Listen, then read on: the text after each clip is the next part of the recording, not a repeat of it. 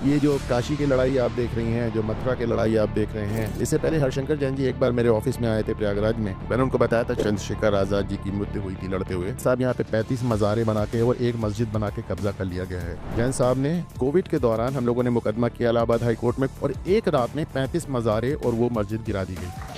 अमी, आपको क्या लगता है कि what exactly is the civilization? सभी प्राणी है, वो भी खाना पीना मैथुन ये तो सभी करते हैं। हमें क्या फर्क है उनसे? उनसे हमें फर्क ये है कि हमें बुद्धि दी गई है। अगर आप कहीं पे मंदिर तोड़ दे तो आप ये सोचते हैं या आक्रांताओं ने ये सोचा कि मंदिर तोड़ देने से देवता का अस्तित्व समाप्त हो जाता है। मैं आज इस प्लेटफॉर्म के माध्यम से बहुत ही दृढ़ता से कहना चाहता हूँ कि हिंदू शास्त्रिक नियम है कि मंदिर तोड़ने से देवता का अस्तित्व समाप्त नहीं होता है। तो देवता वहाँ पे अप्रत्यक्ष रूप में इनविजिबल फॉर्म में वहाँ पे मौजूद रहते हैं। पुराने समय में तो ऐसे भी इंस्टेंसेस हमने देखे हैं जब मंदिरों ने राजाओं को फाइनेंस किया, उनको वित्त दिया युद्ध लड़ने के लिए। और अगर आज मंदिरों को वापस क्लेम करना है तो एक तो जो सरकार 4-5 लाख मंदिरों पे कब्जा करके बैठी है, तो हमें उनसे वापस चाहिए। मैं आपको बताना चाहता हूँ कि राम मंदिर के केस में ये सवाल उठाया गया था कि भगवान रामलला कहाँ पैदा हुए, पहले जरा ये बताइए। यहाँ पैदा हुए कि यहाँ पैदा हुए, और उस जगह की इतनी क्या वैल्यू है, कहीं और बना लीजिए। मैं यही बात आपको सामने समझाना चाह रहा हूँ कि जहाँ पे देवता प्रकट होते हैं, जहाँ पे देवता स्थापित किए जाते हैं, हमारे यहाँ पे उस स्थान की वैल्यू है। मस्जिद शिफ्ट हो सकती है,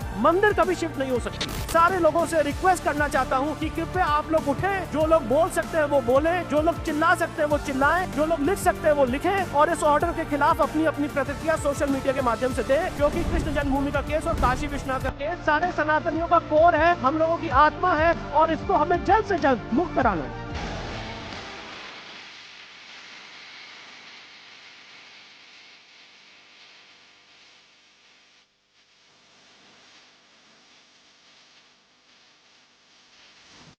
My honor to be here, and thank you very much. Let me have the pleasure of shaking you by the hand, as a Brit would say. आप सबको प्रणाम। आप लोगों ने इतना समय निकाला, इतनी दूर दूर से आए, और उन लोगों को अलग से नमस्कार जो कुर्सियां ख़त्म हो जाने के बाद दरवाज़ा तोड़ के अंदर घुस आए। Okay, see I am new to इस्ट, मुझे बहुत आइडिया है नहीं। प्लीज़, विष्णु शंकर जैन जी आए हुए हैं, अभी गनात्रा जी हैं, इन दोनों से आप परिचित हैं। विष्णु शंकर जी के पहले इनके पिताजी, पूज्य पिताजी, उन्होंने भी भाई बहुत कमाल किया, और उनको याद किए बेटर मतलब उनका भी कमाल। ये जो काशी की लड़ाई आप देख रही हैं, जो मथुरा की लड़ाई आप देख रहे हैं, इससे पहले हरिशंकर जैन जी एक बार मेरे ऑफिस में आए थे प्रयागराज में। तो मैंने उनको बताया था चंद्रशेखर आज़ाद पार्क, जहाँ चंद्रशेखर आज़ाद जी की मृत्यु हुई थी लड़ते हुए। तो मैंने बताया साहब यहाँ पे 35 मज़ारे बना के और एक मस्जिद बना के कब्जा कर लिया गया है। जैन साहब ने कोविड के दौरान हम लोगों ने मुकदमा किया इलाहाबाद हाई कोर्ट में। कोविड में ऑर्डर हुआ और एक रात में 35 मज़ारे और वो मस्जिद गिरा दी गई। जैन साहब ने ये मुकदमा ऑनलाइन किया था, कोविड में वीडियो कॉन्फ्रेंसिंग से किया था, और मैंने उन्हें बुला रखा है कि सर आके देखिए, जहाँ वो मस्जिद थी वहाँ अब एक गुलाब की क्यारी है।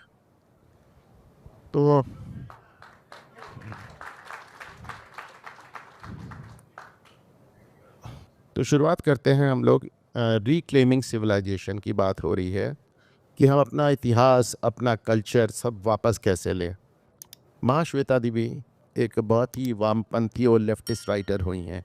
एक बार मैं ऑल इंडिया रेडियो पे उनका प्रोग्राम सुन रहा था, तो उन्होंने कहा कि किंवदंतियाँ ही असली इतिहास है, बाकी सब तो विजेताओं की लिखी हुई गप्पे हैं।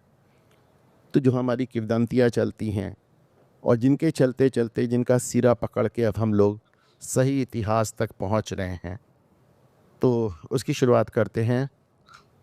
अमी से शुरुआत करते हैं। अमी, आपको क्या लगता है कि what exactly is the civilization? क्या है हमारी सभ्यता, या किसी भी सभ्यता को आप कैसे लेती हैं?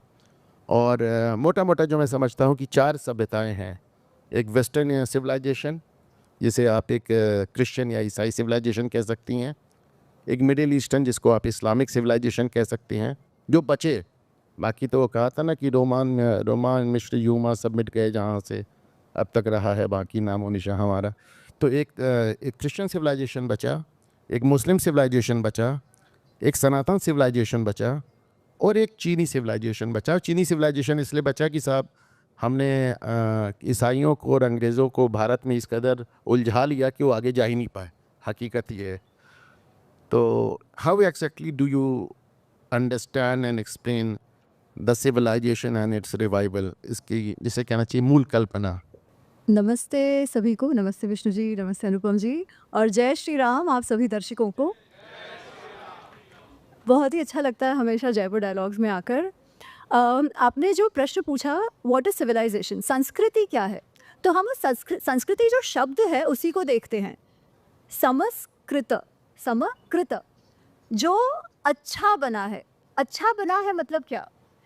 एक ऐसा समाज जो ऐसे धोरणों से, ऐसे मूल्यों से चल रहा है जिसमें एक व्यक्ति विशेष और उसके साथ जुड़े हुए समाज के सभी जिसे हम कहते हैं स्टेक होल्डर्स। अब जो स्टेक होल्डर्स में आते हैं लोग, बट स्टेक होल्डर्स में आती है प्रकृति, स्टेक होल्डर्स में आते हैं बाकी सारे जीव, जिससे वो समाज चलता रहे। कैसे चलता रहे? जिसमें इंडिविजुअल जो मनुष्य है उसका भी अभ्युदय हो, उसकी भी समृद्धि हो और समाज भी चलता रहे। अब ये कब चल सकता है? वैसे देखा जाए तो केवल अगर जीना यही केवल उद्देश्य हो तो जीते तो प्राणी भी हैं। तो प्राणियों में और हम में क्या फ़र्क है? सबसे पहले जो हमारे ये श्लोकों में कहा है ना कि सभी प्राणी हैं, वो भी खाना पीना मैथुन ये तो सभी करते हैं। हमें क्या फ़र्क हम में क्या फ़र्क है उनसे हम में फ़र्क ये है कि हमें बुद्धि दी गई है और बुद्धि के कारण हमको ये स्वतंत्रता है कि हम किस प्रकार हमारे समाज को किस प्रकार किन मूल्यों से चलाए, जिससे हम एक दूसरे को केवल मार तोड़ के ना रह जाए, किस प्रकार हम सब एकत्रित होकर जीते रहें। और इसको हमने सनातन धर्म में धर्म नाम दिया। मैं ये कई बार कहती हूँ, संस्कृति वो है जिसका मूल्य धर्म है, और धर्म का अर्थ है वो that which sustains and upholds, जो धारण करता है। अब धारण वही कर सकता है जिसमें जो भी लोग स्टेक होल्डर्स हैं, जो इन्वॉल्व हैं, वो इस प्रकार काम करते हैं। हमें धारण तो अधर्म को भी किया है लोगों ने। धारण अधर्म को किया है, पर क्या अधर्म समाज को धारण करता है? जहाँ जहाँ अधर्म बढ़ता गया, आप हमारे ही संस्कृति को देखिए ना, हमारे में कहते हैं कि अवतार पुरुष क्यों आते हैं? धर्म संस्थापनार्थाय। जब भी अधर्म बढ़ा, तब धर्म के संस्थापन के लिए भगवान आए, अवतार पुरुष आए। धर्म का संस्थापन क्यों आवश्यक था? क्योंकि अगर धर्म नहीं है तो समाज ही धारण नहीं होगा। समाज को धारण करने के लिए मतलब क्या? वो आगे बढ़ता रहे, उसका प्रोग्रेस होता रहे, समृद्धि होती रहे व्यक्तिगत तौर पे और सामाजिक तौर पे, उसी को तो धर्म कहते हैं। और ऐसा समाज जो इस प्रकार जिए, जिसके वैल्यू सिस्टम्स ऐसे हों, जिसके जो कहते हैं ना कि नॉन निगोशिएबल्स, ऐसी कौन सी तथ्य है which you can not violate in a समाज, जो धर्म के जो 10 लक्षण हमें बताए गए हैं, उस प्रकार जो जिए वही संस्कृति है। अब संस्कृति तो जैसे आपने कहा, क्रिश्चियन संस्कृति भी है, इस्लामिक संस्कृति भी है, हम भी हैं।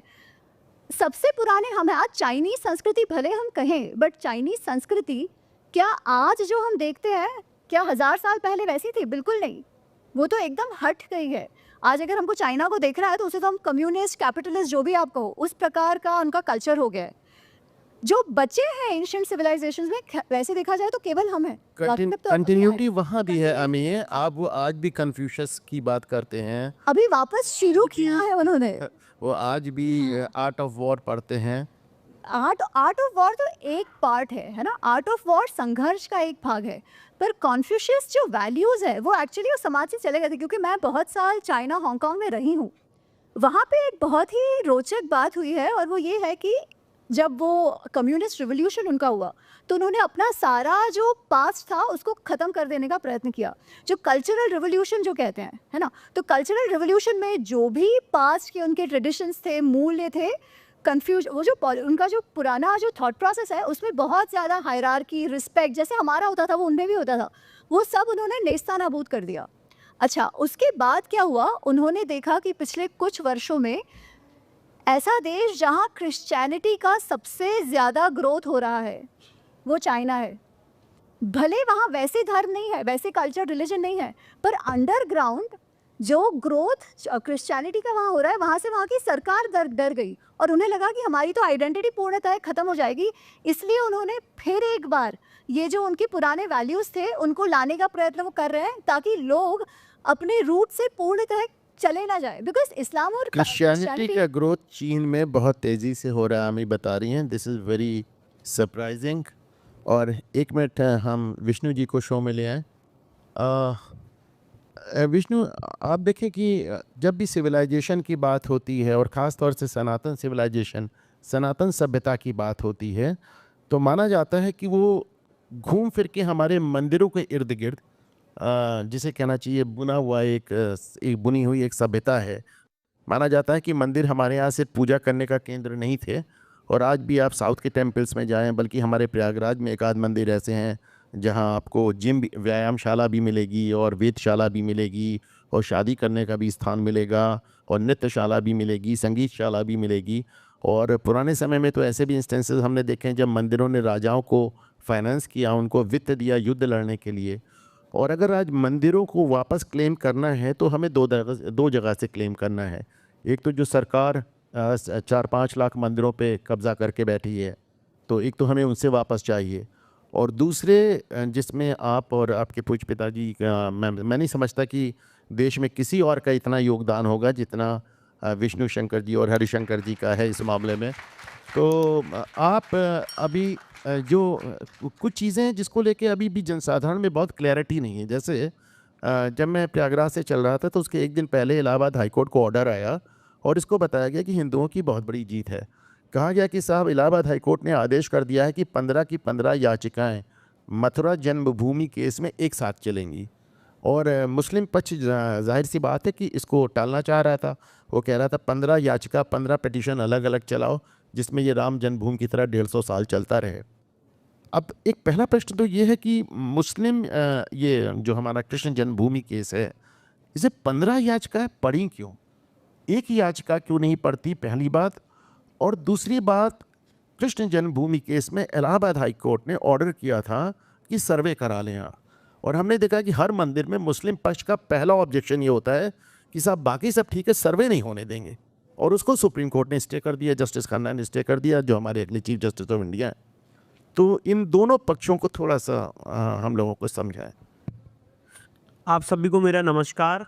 और सबसे पहले तो मैं माननीय संजय दीक्षित साहब को बहुत बहुत प्रणाम, चरण स्पर्श, धन्यवाद देना चाहता हूं, क्योंकि अपनी बात को शुरू करने से पहले मैं बताना चाहता हूं कि हम लोगों ने वो दौर देखा है जब सनातन की बात करना गुनाह था, और आज जयपुर डायलॉग्स के ऐसे मंच बनाए गए हैं जहां पे सनातन की बात लोग खुल के कर सकते हैं, सनातन की बात ही सुनना चाहते हैं।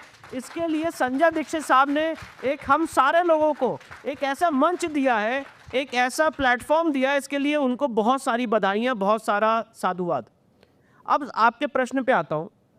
देखिए, सबसे महत्वपूर्ण बात यह है कि लोग ये सवाल हमेशा पूछते हैं, और जब भी बड़े बड़े बैरिस्टर ये बात बोलते हैं तो तुरंत ये बात लोगों के दिमाग में घुस जाती है, once a mosque always a mosque, once a waqf always a waqf. भैया ये बात ज़रा बताइए। और ये बात हम लोगों ने राम मंदिर के केस में सुप्रीम कोर्ट में आर्ग्यू की, और ये बात जजमेंट में लिखी भी गई है। और बड़ी इंटरेस्टिंग बात मैं आपको बताना चाहता हूँ, और वही कारण है सारे मंदिरों को रेस्टोर करने का। सबसे इम्पॉर्टेंट बात यह है कि सुप्रीम कोर्ट के सामने सवाल ये उठा कि क्या हिंदू देवता एक ज्यूरिस्टिक पर्सनैलिटी है? क्या हिंदू देवता कोर्ट में केस फाइल कर सकते हैं? रामलला विराजमान कृष्ण, हाँ, रामलला विराजमान, कृष्ण लला विराजमान, स्वयंभू देवता, आदि विश्वेश्वर, ये सब कोर्ट में आ सकते हैं क्या? तो सुप्रीम कोर्ट ने, अगर आप उसमें पैरा जजमेंट पढ़ेंगे, पैरा 106 ऑनवर्ड से वो जजमेंट शुरू होता है, तो उसमें सुप्रीम कोर्ट ने एक चैप्टर बनाया ज्यूरिस्टिक पर्सनैलिटी, और सुप्रीम कोर्ट ने उसमें व्याख्या की एक कंपनी की। जैसे हम सब लोग जानते होंगे, कंपनीज में एक सेटल्ड लॉ है, द डायरेक्टर्स में come and go but the company goes on. उसी तरह से एक शिप का उन्होंने उदाहरण दिया कि अगर शिप के खिलाफ कोई डेट है, कोई लोन है, तो शिप्स के भले ही लोग चले जाए, शिप से वो लोन आप या डेट जो है आप उसको ले सकते हैं। उसी तरह से सुप्रीम कोर्ट ने हिंदू देवता को एक जीवंत प्राणी का, एक लिविंग एंटिटी का दर्जा दिया है। अब जो लोग कहते हैं कि सारे धर्म बराबर हैं, एक उदाहरण देना चाहता हूं आपको, बड़ा इंटरेस्टिंग। एक केस हुआ था 1924 में गुरु ग्रंथ साहिब के नाम पे, और इशू ये उठा कि एक संपत्ति गुरु ग्रंथ साहिब के नाम पे दर्ज करा दी गई, तो लोगों ने कहा कि एक किताब कैसे संपत्ति होल्ड कर सकती है, एक व्यक्ति संपत्ति होल्ड कर सकता है, एक जीवंत प्राणी संपत्ति होल्ड कर सकता है, एक किताब कैसे संपत्ति होल्ड कर सकती है। आप सुप्रीम कोर्ट का रिपोर्टेड जजमेंट पढ़िएगा, जिसमें सुप्रीम कोर्ट ने कहा है कि Guru Granth Sahib is a juristic personality. ये सुप्रीम कोर्ट ने गुरु ग्रंथ साहिब को दर्जा दिया है, ये और किसी ज्यूरिस्टिक पर्सनालिटी मतलब जिसको कानून में पहचान मिले, जो कोर्ट में आ सकता है, केस फाइल कर सकता है। They are subject to tax. Hindu देवता है सब्जेक्ट टू टैक्स, ये जीवंत प्राणी माना जाता है और इसीलिए प्राण प्रतिष्ठा की जाती है। और जहां पे स्वयंभू देवता का आर्ग्यूमेंट होता है वहां पे प्राण प्रतिष्ठा की भी जरूरत नहीं होती है। अब coming back to your question, ये पूरा कॉन्सेप्ट है। तो अगर आप कहीं पे मंदिर तोड़ दें तो आप ये सोचते हैं या आक्रांताओं ने ये सोचा कि मंदिर तोड़ देने से देवता का अस्तित्व समाप्त हो जाता है। मैं आज इस प्लेटफॉर्म के माध्यम से बहुत ही दृढ़ता से कहना चाहता हूं कि हिंदू शास्त्रिक नियम है कि मंदिर तोड़ने से देवता का अस्तित्व समाप्त नहीं होता है। देवता वहां पे, अगर आपने मेरा मंदिर तोड़ दिया है तो देवता वहां पे अप्रत्यक्ष रूप में, इनविजिबल फॉर्म में वहां पे मौजूद रहते हैं। और इसके लिए 3 किताबें आप पढ़ लें। गोपाल चंद्र शास्त्री, पीवी काणे साहब, जिनका 7 वॉल्यूम में धर्मशास्त्र है, जिनको बहुत कम लोग जानते होंगे, जिनको भारत रत्न के पुरस्कार से भी नवाजा गया है, और बीके मुखर्जी जो सुप्रीम कोर्ट के जज रहे, उन्होंने हिंदू लॉ पे किताब लिखी है। इन तीनों किताबों में लिखा है कि हिंदू देवता वहां पे अप्रत्यक्ष रूप में मौजूद रहते हैं। तो एक सिविलाइजेशन के रूप में हमारी क्या ड्यूटी है कि जो देवता का स्थापन हुआ था, जो देवता का प्राण प्रतिष्ठा हुई थी, या जो देवता वहां पे स्वयंभू फॉर्म में थे, अगर किसी आक्रांता ने उसको तोड़ दिया है तो वहां पे दो देवता अप्रत्यक्ष रूप में उसी जगह पे विराजमान है। इसीलिए हम सारे लोगों की ड्यूटी है। और आपने सुप्रीम कोर्ट को यह बात मनवा भी ली। ये सुप्रीम कोर्ट का जजमेंट है 2020 1 SCC पेज 1 राम मंदिर के केस में, जो 9 नवंबर 2019 को दिया गया। कोई बात मैं जो आपके सामने कह रहा हूं, कोई बात हवा हवाई नहीं, हर एक बात लीगल रिकॉर्डेड पहलू है। अब आप इस बात को समझिए। लोग पूछते हैं कि एज अ सिविलाइजेशन हमारी ड्यूटी नहीं है। मैं पूछना चाहता हूं आज इस मंच के माध्यम से कि अगर आपने मेरा मंदिर तोड़ दिया, और उसके सबूत मिलते हैं मंदिर तोड़ने के, जो कृष्ण जन्मभूमि में और काशी में मिलते हैं और भी बहुत सारे मंदिरों में मिलते हैं, तो क्या देवता जो मेरे अप्रत्यक्ष रूप में है, एक सिविलाइजेशन की, एक समाज की ड्यूटी नहीं है कि अपने देवता को प्रत्यक्ष रूप में वहां पे स्थापित करें? Point number 1। पॉइंट नंबर 2, सबसे इंपॉर्टेंट बात यह है कि काशी के केस में, मथुरा के केस में क्लिंचिंग एविडेंस मिलती है मंदिर तोड़ने की। अब आपने पूछा कि सर्वे के लिए क्यों मना करते हैं, क्योंकि विष्णु जी, जहां तक मैं समझता हूं, कोई भी इतिहासकार, यहां तक कि इरफान हबीब, मंदिर तोड़े जाने से इनकार नहीं करते हैं। बात सिर्फ इतनी है कि कोई कहता है कि धर्मांधता के चलते तोड़ा गया और कोई कहता है राजनीतिक कारणों से तोड़ा गया। मंदिर तोड़ने से तो कोई इनकार ही नहीं करता। तो मंदिर, जब आप, अब इरफान हबीब साहब ने अभी माना है रिसेंटली कि मंदिर, हाँ, इतने दिन की लड़ाई के बाद, ठीक है, तो आपने ये मान लिया कि मंदिर तोड़ा गया है। जैसे ही आपने मान लिया मंदिर तोड़ा गया है, सर आप मुझे बताइए, और ये बात जरा किसी भी इस्लामिक स्कॉलर से पूरे वर्ल्ड में पूछिए कि क्या आप ये कह सकते हो कि मंदिर तोड़ के मस्जिद बनाई जा सकती है? अगर आप मान रहे हो मंदिर तोड़ के मस्जिद बनाई गई है, तो वो मस्जिद नहीं बनाई जा सकती है। इसीलिए ये सारी लड़ाइयाँ हमने कोर्ट में फाइल की हैं। यहाँ पे हमारी सिविलाइजेशन की, हमारी स्पिरिचुअलिटी की रेस्टोरेशन की बात है। जहाँ तक काशी और मथुरा की बात है, मथुरा में 45 पेज का, 45 पेजेस का शास्त्र का महत्व, कि वहाँ पे पूजा पाठ करने से कैसे मोक्ष का लाभ मिलता है, ये सारी बातें हमने कोर्ट में रखी है। मैं आपको बताना चाहता हूँ कि राम मंदिर के केस में ये सवाल उठाया गया था, मजाक भी उड़ाया गया था कि भगवान रामलला कहाँ पैदा हुए, पहले ज़रा ये बताइए। यहाँ पैदा हुए कि यहाँ पैदा हुए, और उस जगह की इतनी क्या वैल्यू है, कहीं और बना लीजिए, कहीं और हॉस्पिटल बना लीजिए, कॉलेज बना लीजिए, मंदिर बना लीजिए। मैं यही बात आपको सामने समझाना चाह रहा हूँ कि जहाँ पे देवता प्रकट होते हैं, जहाँ पे देवता स्थापित किए जाते हैं, हमारे यहाँ पे उस स्थान की वैल्यू है। मस्जिद शिफ्ट हो सकती है, मंदिर कभी शिफ्ट नहीं हो सकती है।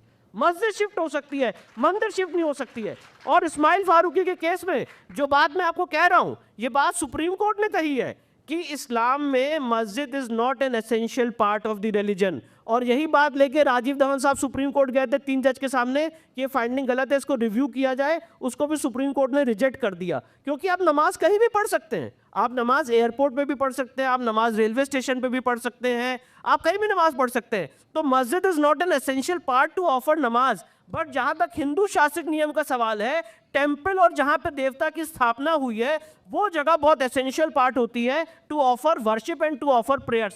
तो इसमें 2 अधिकार हैं।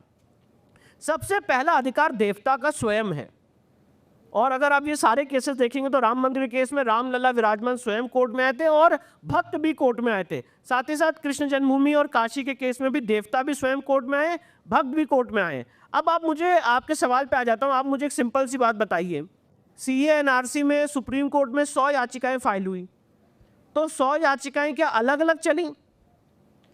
बेसिक सी बात है, अगर एक ही मुद्दे को लेके समाज के अलग अलग लोग कोर्ट में आ रहे हैं तो क्या उसके लिए अलग याचिका चलेगी? एक ही साथ एक ही दिन सुनी जाएगी? तो इनका आर्गुमेंट यह है कि मथुरा श्री कृष्ण जन्मभूमि में जो 15 केस फाइल किए गए हैं उनको अलग डेट पे लगाया जाए, सबको अलग अलग सुना जाए कि सब में कंट्राडिक्टरी ऑर्डर्स पास हो चुके हैं हो सके। और आपने जो बात कही बिल्कुल सही कही कि 150 साल तक ये मुकदमा चलता रहे। अब मैं तो विष्णु जी, इसको बड़ी बात है कि इतने ढेर सारे लोग कोर्ट जा रहे हैं। ये दिखाता है कि अब लोग सरकार पे निर्भर नहीं रहना चाहते। मैं तो एक स्टेप आगे बोलना चाहता हूँ।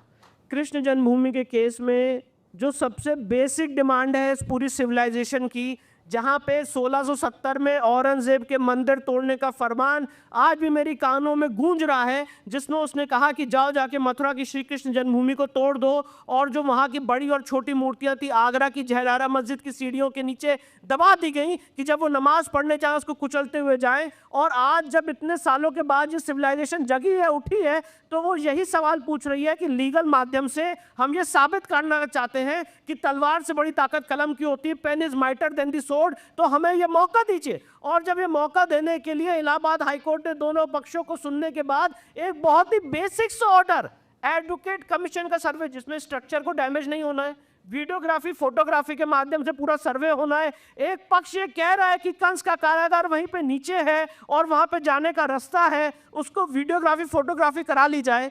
उस सर्वे पे रोक लगाने का जो सुप्रीम कोर्ट का ऑर्डर था, मैं बहुत विनम्रता से कहना चाहता हूं, मैं उससे एग्री नहीं करता हूं। और इस मंच के माध्यम से सारे लोगों से रिक्वेस्ट करना चाहता हूं कि कृपया आप लोग उठें, जो लोग बोल सकते हैं वो बोलें, जो लोग चिल्ला सकते हैं वो चिल्लाएं, जो लोग लिख सकते हैं वो लिखें, और इस ऑर्डर के खिलाफ अपनी अपनी प्रतिक्रिया सोशल मीडिया के माध्यम से दें। क्योंकि कृष्ण जन्मभूमि का केस और काशी विश्वनाथ का केस सारे सनातनियों का कोर है, हम लोगों की आत्मा है, और इसको हमें जल्द से जल्द मुक्त कराना है। देखें विष्णु जी जो बात कह रहे हैं ये बड़ी बात इसलिए है कि हल्द्वानी, देखिए अब हमारे जो चीफ जस्टिस ऑफ इंडिया हैं उन्होंने न्याय की नई मूर्ति की आंख की पट्टियां खोल दी, आपने देखा होगा। उसका भी विरोध हो रहा है। नहीं ठीक है, एक सेकुलर लॉ उसका भी विरोध कर। अब न्याय की मूर्ति हमें देख सकती है कि क्या जनसंख्या है, कौन लोग क्या कह रहे हैं। हल्द्वानी में उन्होंने देखा, सुप्रीम कोर्ट ने कहा कि आप 50,000 लोगों को सरकारी ज़मीन से उखाड़ नहीं सकते, पहले आप उनके रहने का इंतज़ाम करें। विष्णु जी यही बात पलट के कह रहे हैं कि आप सामने आएँ, आप खड़े हों, आपकी बात भी सुप्रीम कोर्ट क्या दुनिया की कोई भी कोर्ट सुनने के लिए जिसे कहना चाहिए बाध्य होगी। लेकिन विष्णु जी इस लड़ाई को कहाँ तक ले जा रहे हैं उस पर मैं अभी आता हूँ। कमिंग बैक टू आमी, अच्छा इन्होंने एक बड़ी दिलचस्प किताब लिखी है, unravelling Mahabharata if I believe. तो इन्होंने बहुत ढेर सारे मिथकों को तोड़ा है, बहुत ढेर सारे किस्से जो हमने अलग तरीके से सुने थे उसको भी इन्होंने बहुत अच्छे से क्लैरिफाई किया है। अमी आपको क्या लगता है कि ये जो हमारे यहाँ ये महाकाव्य हैं, इसको लेके कोई कहता है यही हमारा इतिहास है, तो कोई कहता है नहीं ये कविता मात्र है। अच्छा होता क्या है कि कोई जब मानव सभ्यता अपनी चरम पे पहुंच जाती है तब कविता का जन्म होता है। भूखे नंगे लोग कविता कैसे करेंगे? तो मानव सभ्यता का चरम है कविता। और हमारा दुर्भाग्य कि हमारा इतिहास ही इतनी ऊंचाई पे लिखा गया जाकर कि आज वो एक काव्यात्मक फॉर्म में सामने आया है और आप उसको डिनाई कर देते हो। तो इनको जो महाभारत और रामायण के हवाले से जैसे हम अपना सिविलाइजेशन रिक्लेम करने की, अपनी सभ्यता वापस पाने की बात करते हैं, तो आप इनकी कितनी भूमिका देखती हैं, पहली बात। और दूसरे आप इन्हें इतिहास की तरह मानेंगी या महाकाव्य सिर्फ? अनुभव जी, आपने शुरुआत करी वो एक वाक्य से कि इतिहास जो है वो तो केवल किंवदंतियाँ है ना? हाँ, असली इतिहास जो है वो केवल किंवदंतियाँ है, बाकी तो इतिहास जो लिखते हैं वो तो विक्टर्स, जीतने वाले लिखते हैं। ये है ना, इसी से नैरेटिव बनते हैं, क्योंकि हमने मान लिया कि हाँ किंवदंती इतिहास है, इतिहास जैसा कुछ है ही नहीं, कुछ सही गलत, ये हुआ था, ये ऐसा कुछ नहीं हुआ, जो जिसको कहना है वो बोल सकता है इतिहास है, और उसी को आगे चल के ये कहा जाता है कि इतिहास जो है वो तो विक्टर्स लिखते हैं। अब इतिहास का संस्कृति सभ्यता में क्या महत्व है, ये सबसे पहले तो हमें जानना पड़ेगा, राइट? अभी विष्णु जी कह रहे हैं कि हमारे भगवान हैं, उनको हमें रिक्लेम करना है। एक सभ्यता जो बनी है, सभ्यता के हम जो भी डिस्कस कर रहे थे कि कुछ कुछ सिंबल्स होते हैं, राइट? जब चरम सीमा पे पहुंचती है तभी ही आर्ट डेवलप होता है, तभी ही कविता डेवलप होती है। सिविलाइजेशन के जो लोग हैं उनकी जो कंटिन्यूटी है बिलीफ सिस्टम की, ये सारा कुछ मैटर करता है। पर जब हम ऐसा कह देते हैं कि सब कुछ किंवदंतियाँ है, या एक सेंस में जो हमारे लिए कहा जाता है कि केवल माइथोलॉजी है, तो आप लोगों को क्या कह रहे हो कि आपका जो पास्ट है ना, उसका वैसे देखा जाए तो कोई वैल्यू नहीं है, वो तो केवल माइथोलॉजी तो मिथ हुआ ना। अच्छा, माइथोलॉजी का अर्थ एकदम मिथ नहीं होता, माइथोलॉजी बिलीफ सिस्टम होता है, पर हमारे लिए तो वो हमेशा मिथ मतलब मिथ्या के रूप में ही कहा जाता है। और उसका कारण ही यही है ना, क्योंकि जब आप कहते हो कि आपका पास्ट ही नहीं है, आप जो सोच रहे हो वो शायद सच नहीं हो सकता, आपकी कहीं सुनी बातें हैं, केवल किंवदंतियां है, तो आप उस समाज को कह रहे हो कि जो अच्छा है उसको भी आप क्लेम नहीं कर सकते। परंतु क्योंकि नैरेटिव जिनके भी हाथ में है, जो ऐसी स्टेटमेंट्स कहते हैं, वो जो बुरा उनके हिसाब से लगता है वो हमारे सर पे थोप सकते हैं, और हम जो है ये तो प्रश्न ही नहीं करते, क्योंकि हम हमारा इतिहास या हमारा नैरेटिव को हमने कभी ओन करने का प्रयत्न ही नहीं किया। सबसे पहले तो महाभारत इतिहास है कि नहीं, उसका उत्तर मैं जो आपने कहा ना कि इतिहास केवल विक्टर्स लिखते हैं, उसके ऊपर से मैं करना चाहती हूँ। हाँ, इतिहास हिस्ट्री विक्टर्स लिखते हैं जो हमने हमारे इतिहास के साथ देखा है, पर क्या हमारे पूर्वजों के लिए ये वैसी ही बात थी? हम इतिहास कहते हैं, हमारा सिविलाइजेशन इतना पुराना है, हमने कहा महाभारत और रामायण केवल इन दो ग्रंथों को इतिहास कहा जाता है, बाकी किसी को नहीं, राइट? हमने कहा ये ऋषियों ने लिखा, और कैसे ऋषियों ने, जो उस समय समकालीन थे, बाद में नहीं लिखा गया, 300-400 साल बाद रियल टाइम में लिखा गया, रियल टाइम में उस समय जब वो वहाँ थे। और अगर हम वेदव्यास जी की बात करें, ये मैंने काफ़ी जगहों पर कहा है पर मैं वापस कहूँगी, वेदव्यास जी कोई वो कोर्ट हिस्टोरियन नहीं थे कि वो हैगियोग्राफी लिखे पांडवों की, है ना? जैसे आप बहुत सारा जो मुगलों का इतिहास है वो वहाँ के कोर्ट पोएट से लिखा है, एक उद्देश्य से लिखा है कि उनके जो राजा है उनको आपको इस रूप में दिखाना है ना? तो उनकी प्रशंसा करनी है, बुराई को छुपा देना है, वगैरह वगैरह। वेदव्यास जी कौन थे? सबसे पहले तो ऋषि से। ऋषि तो कहाँ ही उनको जाता है जिसने ब्रह्म को देखा है, ब्रह्म को समझा है, और वो जो कहते हैं सत्य कहते हैं, बिना किसी बायस के। पहली बात वो। दूसरी बात, वेदव्यास जी थे कौन? कोई बाहर के पार्टी वाले नहीं थे, वो परिवार का सदस्य थे। और परिवार का सदस्य किस तरीके से? वेदव्यास जी का ही रक्त जो है वो धृतराष्ट्र और पांडु में है। Main patriarch. वो अपने परिवार की बात कर रहे हैं, अपने परिवार के बच्चों की बात कर रहे हैं, उनके इतिहास की बात कर रहे हैं। वो क्यों विक्टर्स को सोचेंगे, क्यों वो लोग जो हार गए उनका सोचेंगे? और अगर उनको बायस करना भी है तो वो किसकी ओर करेंगे? उनका रक्त तो दुर्योधन में है, युधिष्ठिर अर्जुन में नहीं है। उनका तो नियोग के द्वारा जन्म हुआ था, राइट? तो अगर उनको किंवदंती या केवल विक्ट्री वाला एंगल घुसाना होता तो वो दुर्योधन को अच्छा बताते, युधिष्ठिर को नहीं। पर पर्पस इतिहास का वो है ही नहीं। इतिहास is not just the documentation of the past. जिस प्रकार हमारी सभ्यता में इतिहास उस समय का लिखा गया हमें मिलना, हम तक आने के लिए, उसका उद्देश्य होता था कि हमें जीवन जीने की सीख उस इतिहास से मिले। तो डू यू बिलीव दैट महाकाव्य is like Ramayana and Mahabharata, they should be treated as authentic history? Absolutely, there is no doubt about it. हमारे ऋषियों ने इन दोनों को इतिहास कहा है, इतिहास की व्याख्या भी की है कि पूर्ववृत्तम कथायुक्तम, जो पहले हुआ है उसमें हाँ कथा के एलिमेंट्स है, मेटाफर्स है, पर वो पहले हुआ है। सभी ग्रंथों को तो उन्होंने ऐसा नहीं कहा, राइट? उन्होंने केवल इन दोनों को कहा है। और अगर आप वो ग्रंथों को देखिए, आजकल क्या हो गया है ना, कि जो जिस दृष्टि से इतिहास को देखा जाता है, हम बैठे बैठे जज करते हैं, ये सही है, वो गलत है, इन पे अत्याचार हुआ, उन पे अत्याचार हुआ। अब ये क्यों है? क्योंकि जो जो लेफ्टिस्ट नैरेटिव हम कहते हैं, उन्होंने हमेशा एक ऑपरेशन का एंगल, क्लास स्ट्रगल का एंगल, जेंडर स्ट्रगल का एंगल वो इन पे थोप दिया। मैं थोड़ा सा आपको टोक रहा हूँ। देखें आप, महाभारत अगर ठीक से पढ़ी जाएगी, या जैसा अमी ने बताया है ओरिजिनल महाभारत को संस्कृत में पढ़ के, तो आप मानेंगे कि और आप पाएंगे कि अर्जुन जैसा योद्धा सचमुच कोई नहीं था। लेकिन हम महाभारत के हीरोज़ बनाते हैं कर्ण को, हम बनाते हैं एकलव्य को, क्योंकि मैं आपको बताऊं कि 50 और 60 के दशक में ये जो क्रिएटिव राइटर्स एसोसिएशन थी और जो नए नए कवि आए थे, और ख़ास तौर से मैं रामधारी सिंह दिनकर साहब का नाम लेना चाहूँगा, उन्होंने बड़ी शानदार किताब लिखी है रश्मि रथी। लेकिन इन किताबों के माध्यम से एक नैरेटिव ये बनाया गया कि कर्ण और एकलव्य को उनकी जाति के आधार पर उनके साथ गलत व्यवहार किया गया, और बेसिकली अभिमन्यु और अर्जुन जैसे योद्धाओं को, भीष्म जैसे योद्धाओं को किनारे करके कर्ण, और देखिए कर्ण महायोद्धा था, अभिमन्यु महायोद्धा, ये एकलव्य महायोद्धा था, लेकिन इनके माध्यम से बताया गया कि हिंदू समाज में कुछ जातियों के साथ अन्याय होता है, और इन्हीं मिथकों को अमी ने अपनी किताब में ध्वस्त किया। Please continue. आपने जो कहा, उससे मैं और एक बात पूछना चाहती हूँ कि इतिहास जानना क्यों आवश्यक है। सबसे पहले, जैसे मैंने कहा, हमें हमारे जीवन में सही सीख लेनी है कि अगर कृष्ण जो है वो अर्जुन का साथ दे रहे हैं, उनको हीरो कह रहे हैं, तो क्यों उनको हीरो कहा जा रहा है? इसलिए नहीं कि कोई बायस है, परंतु एक मूलभूत सिद्धांत है कि मनुष्य अपने जीवन के निर्णय कैसे ले। दुर्योधन कर्ण ने क्या किया? केवल मात्सर्य भाव और अहंकार से निर्णय लिया। रावण ने क्या किया? केवल काम में आकर अहंकार से निर्णय लिया। जबकि जो से हम हीरोज कहते हैं, ऐसा नहीं है कि उनमें कोई वृत्तियां ऐसी नहीं है, वृत्तियां तो सभी हैं, पर जब आप निर्णय लेते हैं तो कैसे लेते हैं, किस भाव से लेते हैं?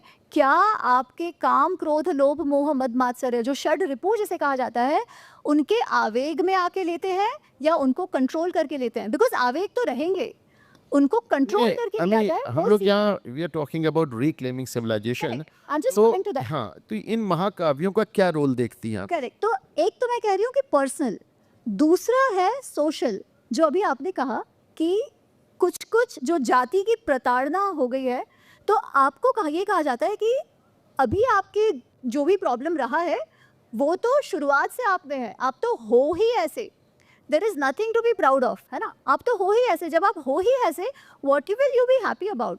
आप देखिए इतिहास का महत्व क्या है। आप आजकल ट्रम्प के भाषण सुन रहे, जब उसके पहले भी वो आया था तो वो क्या कहता है? Let's make America great again. Great नहीं कहता है, वो कहता है ग्रेट अगेन। अगेन मतलब क्या? We all derive our sense of identity, we all derive our sense of belongingness from our past. हमको ऐसा है कि हमारे एंसेस्टर ने, हमारे पूर्वजों ने एक सभ्यता बनाई है, कुछ मूल्य बनाए हैं, और ऐसे वो मूल्य है जिन्हें हमें आगे बढ़ाना है। एक राजा नहुष की कहानी का जिक्र किया आपने अब जी, इन्हीं मूल्यों को लेकर, खासतौर से कास्ट सिस्टम को लेकर। हाँ, तो महाभारत में तो बहुत कुछ ऐसा आता है कि भाई कास्ट को कैसे देखा जाए, कास्ट जन्म से होता है या वृत्ति से होता है या जो भी कुछ है ना। पर मैं कह रही हूँ कि वो तो एक बात है कि आप पास्ट क्या था, आज क्या है, और आज अगर कुछ इश्यूज हैं तो वो अभी के कारण है या पास्ट के कारण है। मेरा ये मानना है कि पास्ट के कारण नहीं है, एटलीस्ट वो महाभारत रामायण के कारण नहीं है। महाभारत रामायण में आप देखोगे तो कितना सारा इंटरमिंगलिंग हुआ है। सबसे पहली बात तो जो सूत जाति, जिसके कारण कहा जाता है कि कर्ण पर अत्याचार हुआ क्योंकि वो सूत जाति का था। तो ये सूत जाति क्या है? अब तो आई एम श्योर आप सब जानते हैं, बट सूत मिक्स जाति होती है। सूत होते हैं ब्राह्मण और क्षत्रिय, ब्राह्मण स्त्री और क्षत्रिय पुरुष। तो हमको कहा जाता है कि नहीं नहीं, आप में तो एकदम एंडोगमी ही होता था, कुछ इंटरमिंगलिंग नहीं होता था। अब इतने सारे सूत हैं, इतनी सारी मिक्स जातियां तभी भी हैं, उसका मतलब इतनी रिजिडिटी उस समय तो नहीं थी, शायद बाद में आ गई हो, पर उस समय तो नहीं थी। तो हमें अपने आप को समझने के लिए भी इतिहास को इतिहास के रूप में जानना होगा। तीसरी बात है, स्वयं को जानने के लिए इतिहास को जानना है, और शत्रु को जानने के लिए भी इतिहास को जानना है। महाभारत रामायण के समय शत्रु अगर देखें तो हमारे में से ही थे, कोई अलग बाहर से नहीं आया है, हमारे बीच के थे। उनके वैल्यू सिस्टम्स भी हमारे जैसे थे, है ना, बाय एंड लार्ज। कल भी हमारा क्योंकि सब कुछ हमारे बीच से था। क्या इसीलिए हिंदुओं के बीच में शत्रुबोध कभी आ ही नहीं पाया? ये हो सकता है, क्योंकि वैसे देखा जाए तो सारे ही हमारे पूर्वज रहे हैं ना। फिर रावण है वो भी पूर्वज है, कर्ण है वो भी पूर्वज है, दुर्योधन भी पूर्वज है। हम चूंकि शत्रुओं को अपने बीच से देखने मानने के लिए एक अभ्यस्त रहे हैं, तो जब वास्तव में बाहरी आए तो हम उनको कभी शत्रुबोध के निगाह से देख ही नहीं पाए। उसमें भी क्या हुआ कि पहले जो बाहरी आए वो वैसे थे भी नहीं। कनिष्क वगैरह आप देखो, वो तो हमारे अंदर आए और हमारे साथ घुल मिल गए, है ना। तो हमने जो इन्वेजन, जो इस्लामिक इन्वेजन, जो बार्बरिक इन्वेजन जो हुआ, मुगलों का इस्लामी इन्वेजन, वैसा हमने कभी देखा ही नहीं था। क्योंकि राजाओं के बीच जब युद्ध भी होता था हमारे पुराने राजाओं में, तो कुछ नीति नियम होते थे। वो नीति नियम ऐसे हैं कि लोग लड़ रहे हैं, और ये बात मैं नहीं कह रही हूँ, ये मेगास्थीन्स की जो पुस्तक है इंडिका, उसमें उन्होंने लिखा है कि राजाओं का युद्ध चल रहा है पर वहाँ कृषि जो है वो अपना खेत चला रहा है। स्त्रियों पर कोई हाथ नहीं डालता था कभी। पर जब मुसलमान आए तो क्या हो गया? सब कुछ बदल गया, सब कुछ बदल गया। उनके लिए everything was a fair game. ध्वस्त कर दो, भूमि को ध्वस्त कर दो, स्त्रियों को ध्वस्त कर दो। तो ये हमें कभी समझ ही नहीं आया। तो ये बात तो आप एकदम सही कह रहे हो कि हमें समझ नहीं आया। अच्छा, पर उसके बाद क्या हुआ? हमने तभी भी नहीं सीखा। मैं आपको एक थोड़ा सा अनरिलेटेड इंसिडेंट बताना चाह रही हूँ कि हिस्ट्री क्यों इम्पॉर्टेंट है, और एटलीस्ट आज तो हमें क्यों से रिक्लेम करना चाहिए। कुछ वर्ष पहले मैं पोलैंड गई थी। तो वहाँ ऑस्विच नामक जो गैस चेम्बर्स हिटलर के समय के थे ना, वो वहाँ पर आज भी है, और अब वो म्यूजियम जैसे बना दिए हैं, जो जैसे था वैसे ही है। और वहाँ पे लोगों को जाने देते हैं, टूरिस्ट को जाने देते हैं। तो मैं जब वहाँ गई तो एक बड़ा सा स्टूडेंट ग्रुप आया हुआ था इजराइल से।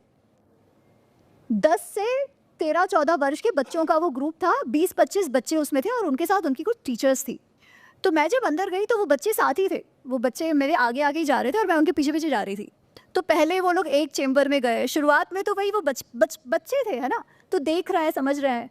फिर एक के बाद दूसरा चेम्बर, फिर दूसरे चेम्बर में उन्होंने देखा कि वो जो लोग मर गए उनकी सूचियाँ बनाई हुई थी। जो लोग मर गए थे, जिनको गैस चेम्बर में डाला था, उनके जो चप्पल थे, कपड़े पड़े होंगे, वो सब रखा हुआ था। तो एक एक चेम्बर में जाते जाते आप देखोगे कि एक एक करके बच्चा टूट रहा है, वो रोने लगे। 1-1.5 घंटे के वो प्रवास के बाद उन सब बच्चों को ना एकत्रित किया गया एक रूम में। तो मैं भी पीछे पीछे गई, मुझे देखना था क्या हो रहा है, क्योंकि उस समय तक सारे बच्चे ऐसे अश्रु रो रहे थे, जोर जोर से चिल्ला चिल्ला के रो अब रहे आप समझिए इजरायलियों में, ज्यूज में जल्दी गद्दार क्यों नहीं मिलते? थे। मैं उसी पॉइंट की बात कर रही हूँ। वहाँ पर फिर वो बच्चों की एक दूसरे के साथ, मतलब वो टीचर्स ने उन बच्चों को कहा कि आपको क्या लग रहा है, आप बताइए। अब वो हिब्रू में बात कर रहे थे तो मुझे समझ नहीं आ रहा था, पर उनकी एक टीचर थी, उसने देखा कि अच्छा ये इस लड़की को कुछ ज़्यादा इंटरेस्ट लग रहा है, तो वो मुझे बोली आप अंदर आ जाओ, और उसे इंग्लिश आता था। तो मैंने कहा क्या चल रहा है? तो वो बोली कि you saw all of them break down, right now we are trying to help them process their emotions and we are trying to ask them क्या हुआ। तो एक बच्चा बोलेगा कि उसमें जो नाम लिखा हुआ था वो मेरे चाचा के दादा का नाम था। दूसरा बोलेगा हाँ वो मेरे बुआ थे, वो लोग वहाँ चले गए, उनका एक ही जन परिवार का बच्चा है। तो उनकी जो फैमिली स्टोरी थी वो बच्चे बता रहे थे। तो मैंने उनसे कहा कि यार ये बच्चों को इस प्रकार ट्रॉमा नहीं होता है कि आप उनको ऐसे दिखा रहे हो, और बच्चे छोटे हैं, ऐसे नहीं कि बड़े हो गए। उस टीचर ने मुझे कहा कि मैम देखिए, हमारे साथ जो हुआ ना वो बहुत गलत हुआ। हम ये नहीं चाहते कि और किसी के साथ ऐसा हो। हम ये भी नहीं बता रहे अपने बच्चों को कि जाकर आप सबसे विद्रोह करो और रिवेंज लो, पर हमको उनको ये बात तो बतानी ही है कि अब आपको ये ध्यान रखना है कि आपके साथ ऐसा ना हो, और ये कर्तव्य आपका स्वयं का है। Never again, absolutely never again. और वहाँ ऑस्विच से बाहर निकल, जो लास्ट चेम्बर है ना, वहाँ वो जॉर्ज सांतायाना, उनका ये लिखा है कि those who forget their history are doomed to repeat it. And she said this is what we want to tell them, you are responsible for your survival, and if you forget your past, the same will be repeated. This is another reason why we have to know the history on our terms. देखिए, अभी अमीन ने बताया कि किस तरह इजरायलियों में शत्रुबोध डाला गया। शत्रुबोध हमारे सामने है, हम देखने को तैयार नहीं हैं। काशी का जो वहाँ पे ज्ञान वापी है, अच्छा ज्ञान वापी किसी मस्जिद का नाम भला कैसे हो सकता है? ज्ञान वापी तो वहाँ कुआं है। तो उसकी मस्जिद पे जब आप कोई भी फ़ोटो देखेंगे, गूगल करेंगे, जो सबसे वायरल फ़ोटो है, तो आप देखेंगे 3 तरफ वो सफ़ेद रंग से पुती है, और चौथी जो जगह जिसको किबला वॉल कहते हैं, किबला वॉल जो कि वेस्ट को फेस करती है, मक्का को फेस करती है, जिधर मुंह करके नमाज पढ़ी जाती है, वो एज इट इज़ है एकदम। मंदिर की दीवार आपको नज़र आएगी, उसमें घंटे, घड़ियाल, देवी सब नज़र आएंगे आपको। तो मैंने मस्जिद की इंतज़ामिया कमेटी से कई बार पूछा कि हमें यार आप लोग सैकड़ों साल से पूरी मस्जिद रंगते हो, गुम्बद से लेकर दीवार तक, लेकिन वो एक दीवार छोड़ देते हो। तो वो गोलमोल जवाब दे दिए। तब से मैं लगातार हर चैनल पे कह रहा हूँ कि साहब वो दीवार छोड़ी गई है आपको बताने के लिए कि वहाँ मंदिर था, वहाँ मस्जिद है। विष्णु जी, बात कहाँ तक जाएगी? मुझसे लोग सवाल करते हैं कि काशी मथुरा बाकी है, लेकिन कहते थे भाई नैरेटिव तो ये भी कि 30,000 35,000 मस्जिदें। अब आप जब कृष्ण जन्मभूमि की बात करते हैं और केशव देव मंदिर की बात करते हैं, तो सिर्फ आप उसी को क्लेम नहीं कर रहे हैं, आपका ये भी मानना है कि केशव देव मंदिर से जो मूर्तियाँ, जो विग्रह लिए गए, वो ले जाके आगरा की जामा मस्जिद की सीढ़ियों के नीचे दबा दिए गए, जिसके उसके ऊपर से चढ़ के नमाजी जा चुके। और ये बात तमाम किताबों में दर्ज भी है मुग़ल हिस्टोरियंस की। तो ये लड़ाई अब कहाँ तक जाएगी? केवल काशी मथुरा बाकी है कि भोजशाला भी बाकी है, आगरा की ईदगाह भी बाकी है, कुतुब मीनार का कुव्वत इस्लाम भी बाकी है, और 35,000 मस्जिदें बाकी है? कहाँ तक ले जा रहे हैं? देखिए, ये जो सवाल पूछा जाता है, ये बड़ा एक अपने आप में सवाल में एक बहुत बड़ा व्यंग है कि कहाँ तक ले जाएंगे। जब अभी कोई भी बात की जगह की बात होती खुदाई की, तो जो बात हम लोग बहुत ही एक सेंस के माध्यम से, लीगल रिसर्च के माध्यम से, हिस्टोरिकल बेसिस के माध्यम से बात करते हैं, तो उसको हंसी में उड़ाने के लिए बोला जाता है, अच्छा यहाँ पे भी खुदवा दो। अभी मैं कुछ दिन पहले एक चैनल पता कहते हैं जी न्यूज़ का स्टूडियो भी खुदवा दो, है ना। तो देखिए, आपके जो प्रपोजिशंस हैं या आपकी जो एक स्ट्रॉन्ग रिसर्च है, अगर उस पर जवाब नहीं है तो उसको साइडलाइन करना है, तो सबसे अच्छा तरीका है कि उसको मजाक में उड़ा दो। अब देखिए, मैं एक बात पूछना चाहता हूँ। मेरे ग्रैंडफादर डिस्ट्रिक्ट जज थे आगरा के। मैं आपको एक बड़ी इंटरेस्टिंग बात बता रहा हूँ। आगरा के मेरे ग्रैंडफादर डिस्ट्रिक्ट जज थे। उन्होंने स्वयं अपनी आंखों से इस ताजमहल के नीचे हिंदू देवी देवताओं की मूर्तियाँ, शिवलिंग, सारी चीज़ें देखी हैं। और वहाँ पे ऐसे 27 कमरे जिनको आर्टिफिशियल वॉल से बंद किया गया है, मतलब चीज़ें सब अंदर हैं, आर्टिफिशियल वॉल से बंद किया गया है। कोई नहीं कह रहा है कि ताजमहल को तोड़ दो, सिर्फ ये कह रहे हैं उन आर्टिफिशियल वॉल को खोल दो। तो कहते हैं बात कहाँ तक जाएगी? अब आप ताजमहल को भी, आप में से कम लोग को मालूम होगा कि हरिशंकर जैन साहब ताजमहल के भी काम कर रहे हैं, और ये बहुत जल्दी आपको अदालतों में बड़े लेवल पे नज़र आएगा। मैं एक बात कहना चाहता हूँ। ताजमहल में आपको, मैं अपनी बात, मेरी बात छोड़ दीजिए, भारत सरकार ने क्या एफिडेविट फाइल किया वो सुनिए, बड़ा इंटरेस्टिंग है। हम लोगों ने ताजमहल को कहा कि ये शिव मंदिर है, तेजो महाले है, और इसमें काफ़ी हिंदू देवी देवताओं की मूर्तियां इसके अंदर हैं, और देवता के नाम से 2015 में, आज नहीं कह रहा हूँ, 2015 में आगरा की सिविल कोर्ट में मुकदमा फाइल किया। उसमें सबसे इंटरेस्टिंग है, जो भारत सरकार ने, मिनिस्ट्री ऑफ कल्चर ने एफिडेविट फाइल किया।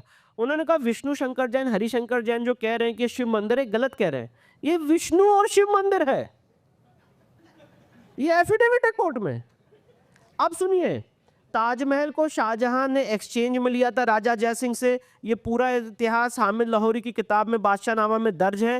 ताजमहल और शाहजहां से पहले का मॉन्यूमेंट था, ये बात दर्ज है। मुमताज महल बुरहानपुर में दर्ज हुई थी, ये बात दर्ज है। वो उनकी मतलब कौन सी नंबर की वाइफ थी, मुझे शायद वो नंबर्स में भूल गया हूँ, है ना। तो आप कहते हो कि ये प्यार की निशानी, 20,000 लोगों के हाथ कटवा दिए। अब जब ये सारी रिसर्च लेके जाते हैं तो मजाक उड़ाया जाता है कि आप इसको खुदवाना चाहते हैं, आप इसको तोड़वाना चाहते हैं। एक मिनट, मैं अपनी बात खत्म कर लूं। आज हम और आप यहाँ पे बात कर रहे हैं, विदिशा का मंदिर जो सूर्य भगवान का मंदिर है, उसको वह संपत्ति घोषित कर दिया गया। कैसे घोषित कर दिया? ताजमहल को वह संपत्ति घोषित कर दिया। इस समय आर्कियोलॉजिकल सर्वे ऑफ इंडिया ने सुप्रीम कोर्ट में अपील फाइल की हुई है, 2018 से वो मामला लंबित है। तो कैसे कर दिया? तो आप मेरे से सवाल पूछ रहे हो कि कहां तक ये बात जाएगी? ये बात वहां तक जाएगी कि जब तक इस देश का सनातनी हर एक मंदिर को कलम के माध्यम से रेस्टोर नहीं कर लेता है, वहां तक ये बात जाएगी। भाई, अगर वंस अ टेम्पल, हिंदू शास्त्रिक नियम है, once a temple always a temple, तो काशी मथुरा झांकी है, हजारों मंदिर इस देश में बाकी है, और उनको वापस हमें पुनर्स्थापित करना है। और ये देखिए, ये जो लड़ाई है, ये सिविलाइजेशनल बैटल है। हो सकता है मेरे जीवन काल में ना हो, पीढ़ियां की पीढ़ियां गुजर जाएं, पर कम से कम जब सनातनियों का इतिहास लिखा जाएगा तो ये बात लिखी जाएगी कि इस सिविलाइजेशन को, जैसा भी एमी ने बताया, काटा गया, मारा गया, पर ये सिविलाइजेशन दोबारा उठी और बोला कि यहीं पे हमारा स्थान, हमारी चीजें थी, उसको हमने रिक्लेम किया। कुतुब मीनार के बाहर लिखा हुआ है, ये मीनार 27 जैन मंदिर और हिंदू मंदिर को तोड़ के उसके मलबे से बनाई गई। और सवाल नहीं है सिविलाइजेशन को प्रश्न पूछ का, अधिकार नहीं है इस सिविलाइजेशन को प्रश्न पूछने का। और अगर प्रश्न पूछे जाते हैं तो बोला जाता है आप कम्युनल है। अगर ऐसा कम्युनल का छाप लगना है तो मैं ऐसा कम्युनल का छाप मैं और पूरे सनातनियों को बोलना चाहता हूं, 100 बार मानिए, हाँ हम कम्युनल है हम कम्युनल, इसमें कोई दुख नहीं होना चाहिए। विष्णु जी की आंखों से आंसू आ रहे हैं, इनकी प्रतिबद्धता दिखाता है, इनके इनके इनके देखिए, मैंने सवाल इसलिए भी किया था, कुछ कुछ चीज़ें ऐसी हैं जो शायद आप लोगों को, इस कमरे में मौजूद लोगों को बहुत पसंद ना आए, लेकिन हमें भूलना नहीं चाहिए कि आरएसएस चीफ मोहन भागवत साहब ने कहा था कि हर पत्थर के नीचे शिवलिंग ढूंढना बंद कर दो। ये किसी और ने नहीं कहा था। बहरहाल नहीं, ऑफ कोर्स फाइनल वर्ड नहीं है, बिल्कुल फाइनल वर्ड नहीं है। नहीं, लेकिन sir we will take some questions, लेकिन ऐसा है इसको, वो तो क्या सीताराम गोयल साहब ने बहुत पहले ही कहा था, लेकिन आपको ये बात मानना पड़ेगा कि नैरेटिव बदल रहा है और अब मोदी से लेके आरएसएस तक आपको योगी आदित्यनाथ की भाषा बोलते नज़र आ रहे हैं, कटोगे तो बटोगे। तो एक तो मुझे बहुत मैं जैन साहब से लगातार बात करता रहता हूँ, इनके पिताजी से, दोनों से, लेकिन ये जो जिसे कहना चाहिए इनके एहसास की इंटेंसिटी देखकर बहुत अच्छा लगा। और मैं तमाम लोगों से कहता भी हूँ जो मुझसे सवाल करते हैं, मैं कहता हूँ जब इंटरनेट नहीं था, जब गूगल नहीं था, जब सोशल मीडिया नहीं था, जब भाजपा ताकतवर नहीं थी, उस समय अशोक सिंघल साहब ने कहा था कि हमें 3 हमारे मंदिर दे दो, हम बाकी भूल जाएंगे। और तब तुमने कहा कि 3 मंदिर तो दूर की बात, एक मंदिर की धूल भी नहीं देंगे। तो जवाब तो आपका वही दुर्योधन की तरह था ना कि केशव सूर्य के नोक की भूमि बराबर भी उतने भूमि नहीं देंगे। तो फिर महाभारत हुआ था। तो उसमें जब when you had the chance, जब आपके पास मौका था, मैं एक आपको बताऊं, मैं अभी एक किसी टीवी चैनल पे था और एक मौलाना रिप्रेजेंट कर रहे थे काशी में, वो जो ज्ञानवापी है उस मस्जिद को। तो मैंने उनसे एक छोटा सा सवाल पूछा कि हम कहते हैं कि शिवलिंग है और आप कहते हो फव्वारा है और आप उस पर हाथ पैर धोते हो, कुल्ली करते हो, तो आपके लिए तो छोटा सा पत्थर का टुकड़ा है जिस पे आप हाथ पैर धो रहे हो, आप हमको वो पत्थर का टुकड़ा वापस कर दो, बात ख़त्म। तो उन्होंने कहा कि नहीं, वो तो अल्लाह की ज़मीन है, उसे कंकड़ तक वापस नहीं देंगे। तो ये उनका एक नज़रिया है। और विष्णु जी, एक चीज़ मैं आपसे और पूछना चाहता हूँ कि मैं बिल्कुल इस बात को मानता हूँ, अभी कपिल मिश्रा वहाँ पे कह रहे थे कि 2000 साल का जो अत्याचार है, 1000 साल का जो अत्याचार है, वो 10 साल में तो नहीं पलट जाएगा। और मैं विष्णु जी की इस बात से एकदम सहमत हूँ कि अब सरकार पे डिपेंड मत रहिए, आप बाहर खड़े होइए, आपकी संख्या देखी जाएगी। जब काशी में हज़ारों लोग आते हैं उस नए मंदिर में, तो यकीन मानिए उसका फ़र्क पड़ता है। उससे जिस समय मुहर्रम का जुलूस हाथ में तलवार और भाले लेके निकलता है, तो उससे एक दहशत पैदा होती है। लेकिन जब आप काशी में भी हज़ारों, 10 हज़ार लोग खड़े होते हैं, तो उसका भी फ़र्क पड़ता है। तो विष्णु जी, एक सवाल मैं आपसे था कि ये तमाम लोग मुझसे पूछते रहते हैं कि ये जो सर्वे पे रोक लगा दी, अच्छा ये बात अजीब भी है क्योंकि हाई कोर्ट और सुप्रीम कोर्ट हमेशा कहती है कि ट्रांसपेरेंसी होनी चाहिए, पारदर्शिता होनी चाहिए, और सर्वे को रोकना तो ट्रांसपेरेंसी को रोकना है, और सुप्रीम कोर्ट इसे लगातार रोके हुए है। तो क्या हम इसमें क्या कुछ उम्मीद करें कि ये मथुरा का सर्वे भी काशी के सर्वे की तरह आगे पीछे शुरू हो जाएगा? देखिए, आप मुझे एक बात बताइए, काशी विश्वनाथ के केस में हम लोगों के लिए मुझे लगता है सबसे बड़ा टर्निंग पॉइंट और क्लिंचर ये था कि 16 मई 2022 को सोमवार के दिन, बुद्ध पूर्णिमा के दिन, उस तथाकथित मस्जिद परिसर के वजू टैंक में हमें शिवलिंग की प्राप्ति हुई थी।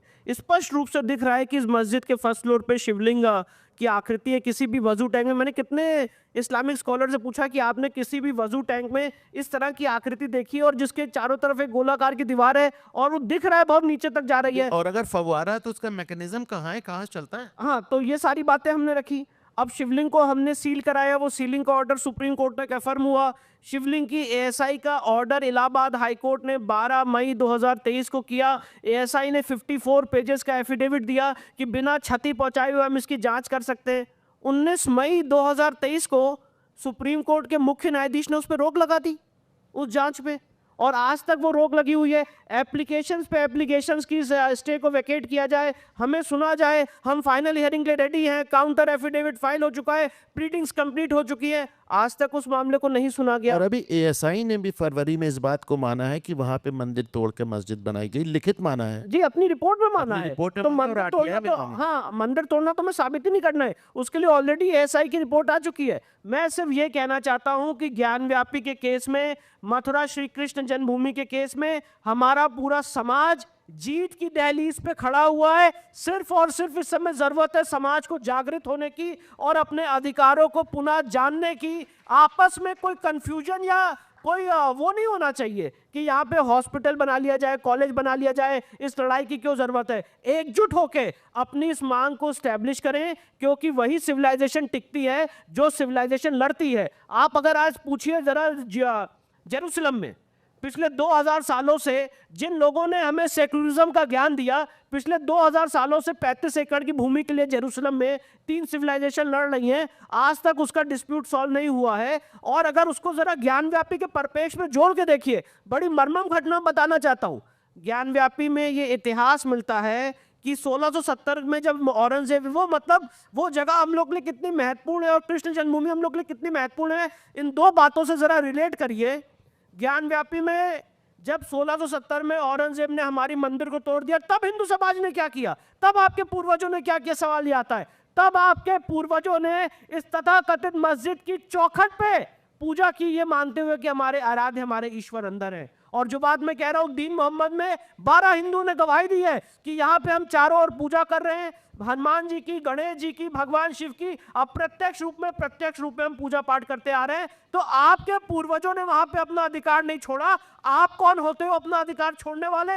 आज आप जाओ जरा मथुरा श्री कृष्ण जन्मभूमि, वहां पे एक बहुत ही बुजुर्ग व्यक्ति है जो इस समय श्री कृष्ण जन्मभूमि ट्रस्ट के ट्रस्टीज है, वन ऑफ द ट्रस्टीज है, गोपेश्वर चतुर्वेदी जी। उनसे जरा मिलिए, बहुत ही दिव्य व्यक्ति हैं। वो कहते हैं कि विष्णु मुझे कुछ नहीं चाहिए, कुछ भी करो मेरे जीवन काल में, ये शाही ईदगाह मस्जिद को यहाँ से हटाओ, और जो हमारे नीचे हमारे कंस का कारागार है जहाँ पे ईश्वर ने जन्म लिया, जो पूरा 13.37 एकड़ का प्रॉपर्टी का डॉक्यूमेंट हमारे पास है, गलत ढंग से घुस के हमारे उसके अंदर इन्होंने कब्जा करके मस्जिद तामील की हुई है, इसको मुक्त कराना है।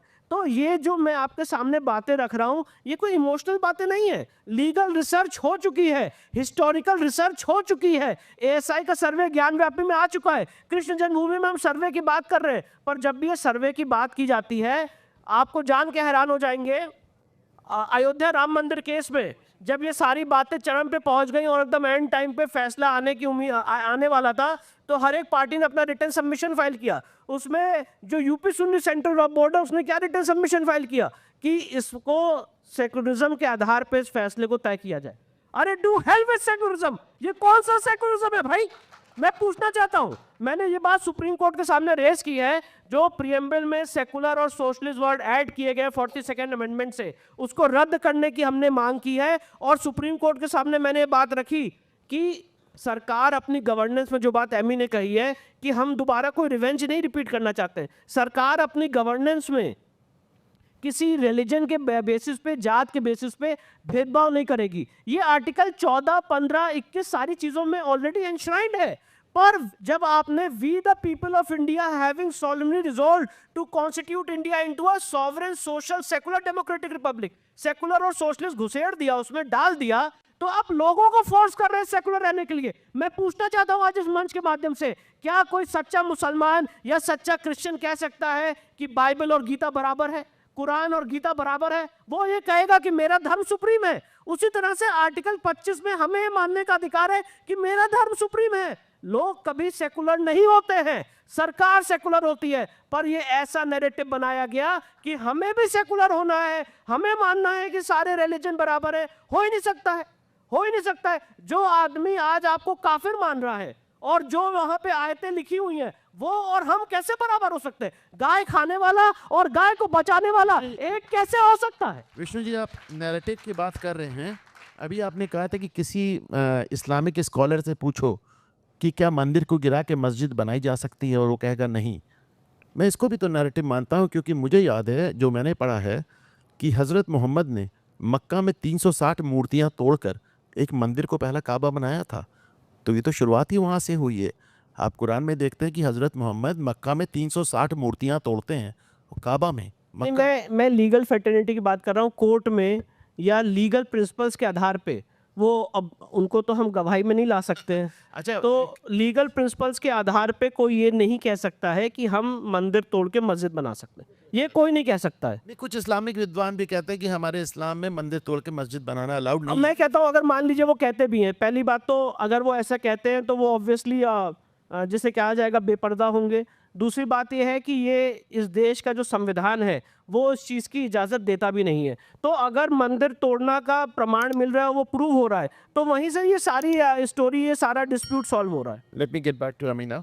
एक मैं आपको बताऊं, जो ये बात होती है कि कृष्ण जन्मभूमि में और काशी में, दोनों में, ज्ञानवापी में, आप समझ लें, अगर कहीं पे मंदिर तोड़ा गया है तो बहुत एकदम रॉकेट साइंस नहीं है, ज़रा सी बात है कि अगर वहाँ पे हमको मस्जिद बनानी है तो जहाँ तोड़ा गया है वहीं बनाएंगे ना, उसके पड़ोस में थोड़ी ना बनाएंगे। तो हम पड़ोस में तो हमने बाद में मंदिर बनाए।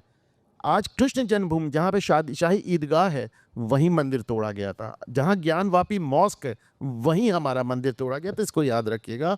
और बल्कि जब सर्वे में विष्णु जी गए थे तो वहाँ पे औरंगजेब का आदेश पत्थर पे लिखा हुआ मिला था। और ये बात सबसे इम्पोर्टेंट है कि जहाँ पे हमारी आस्था के केंद्र थे, राम मंदिर, काशी, मथुरा, भोजशाला, अलग अलग जगह पे, वहीं पे मस्जिद क्यों तामील की गई?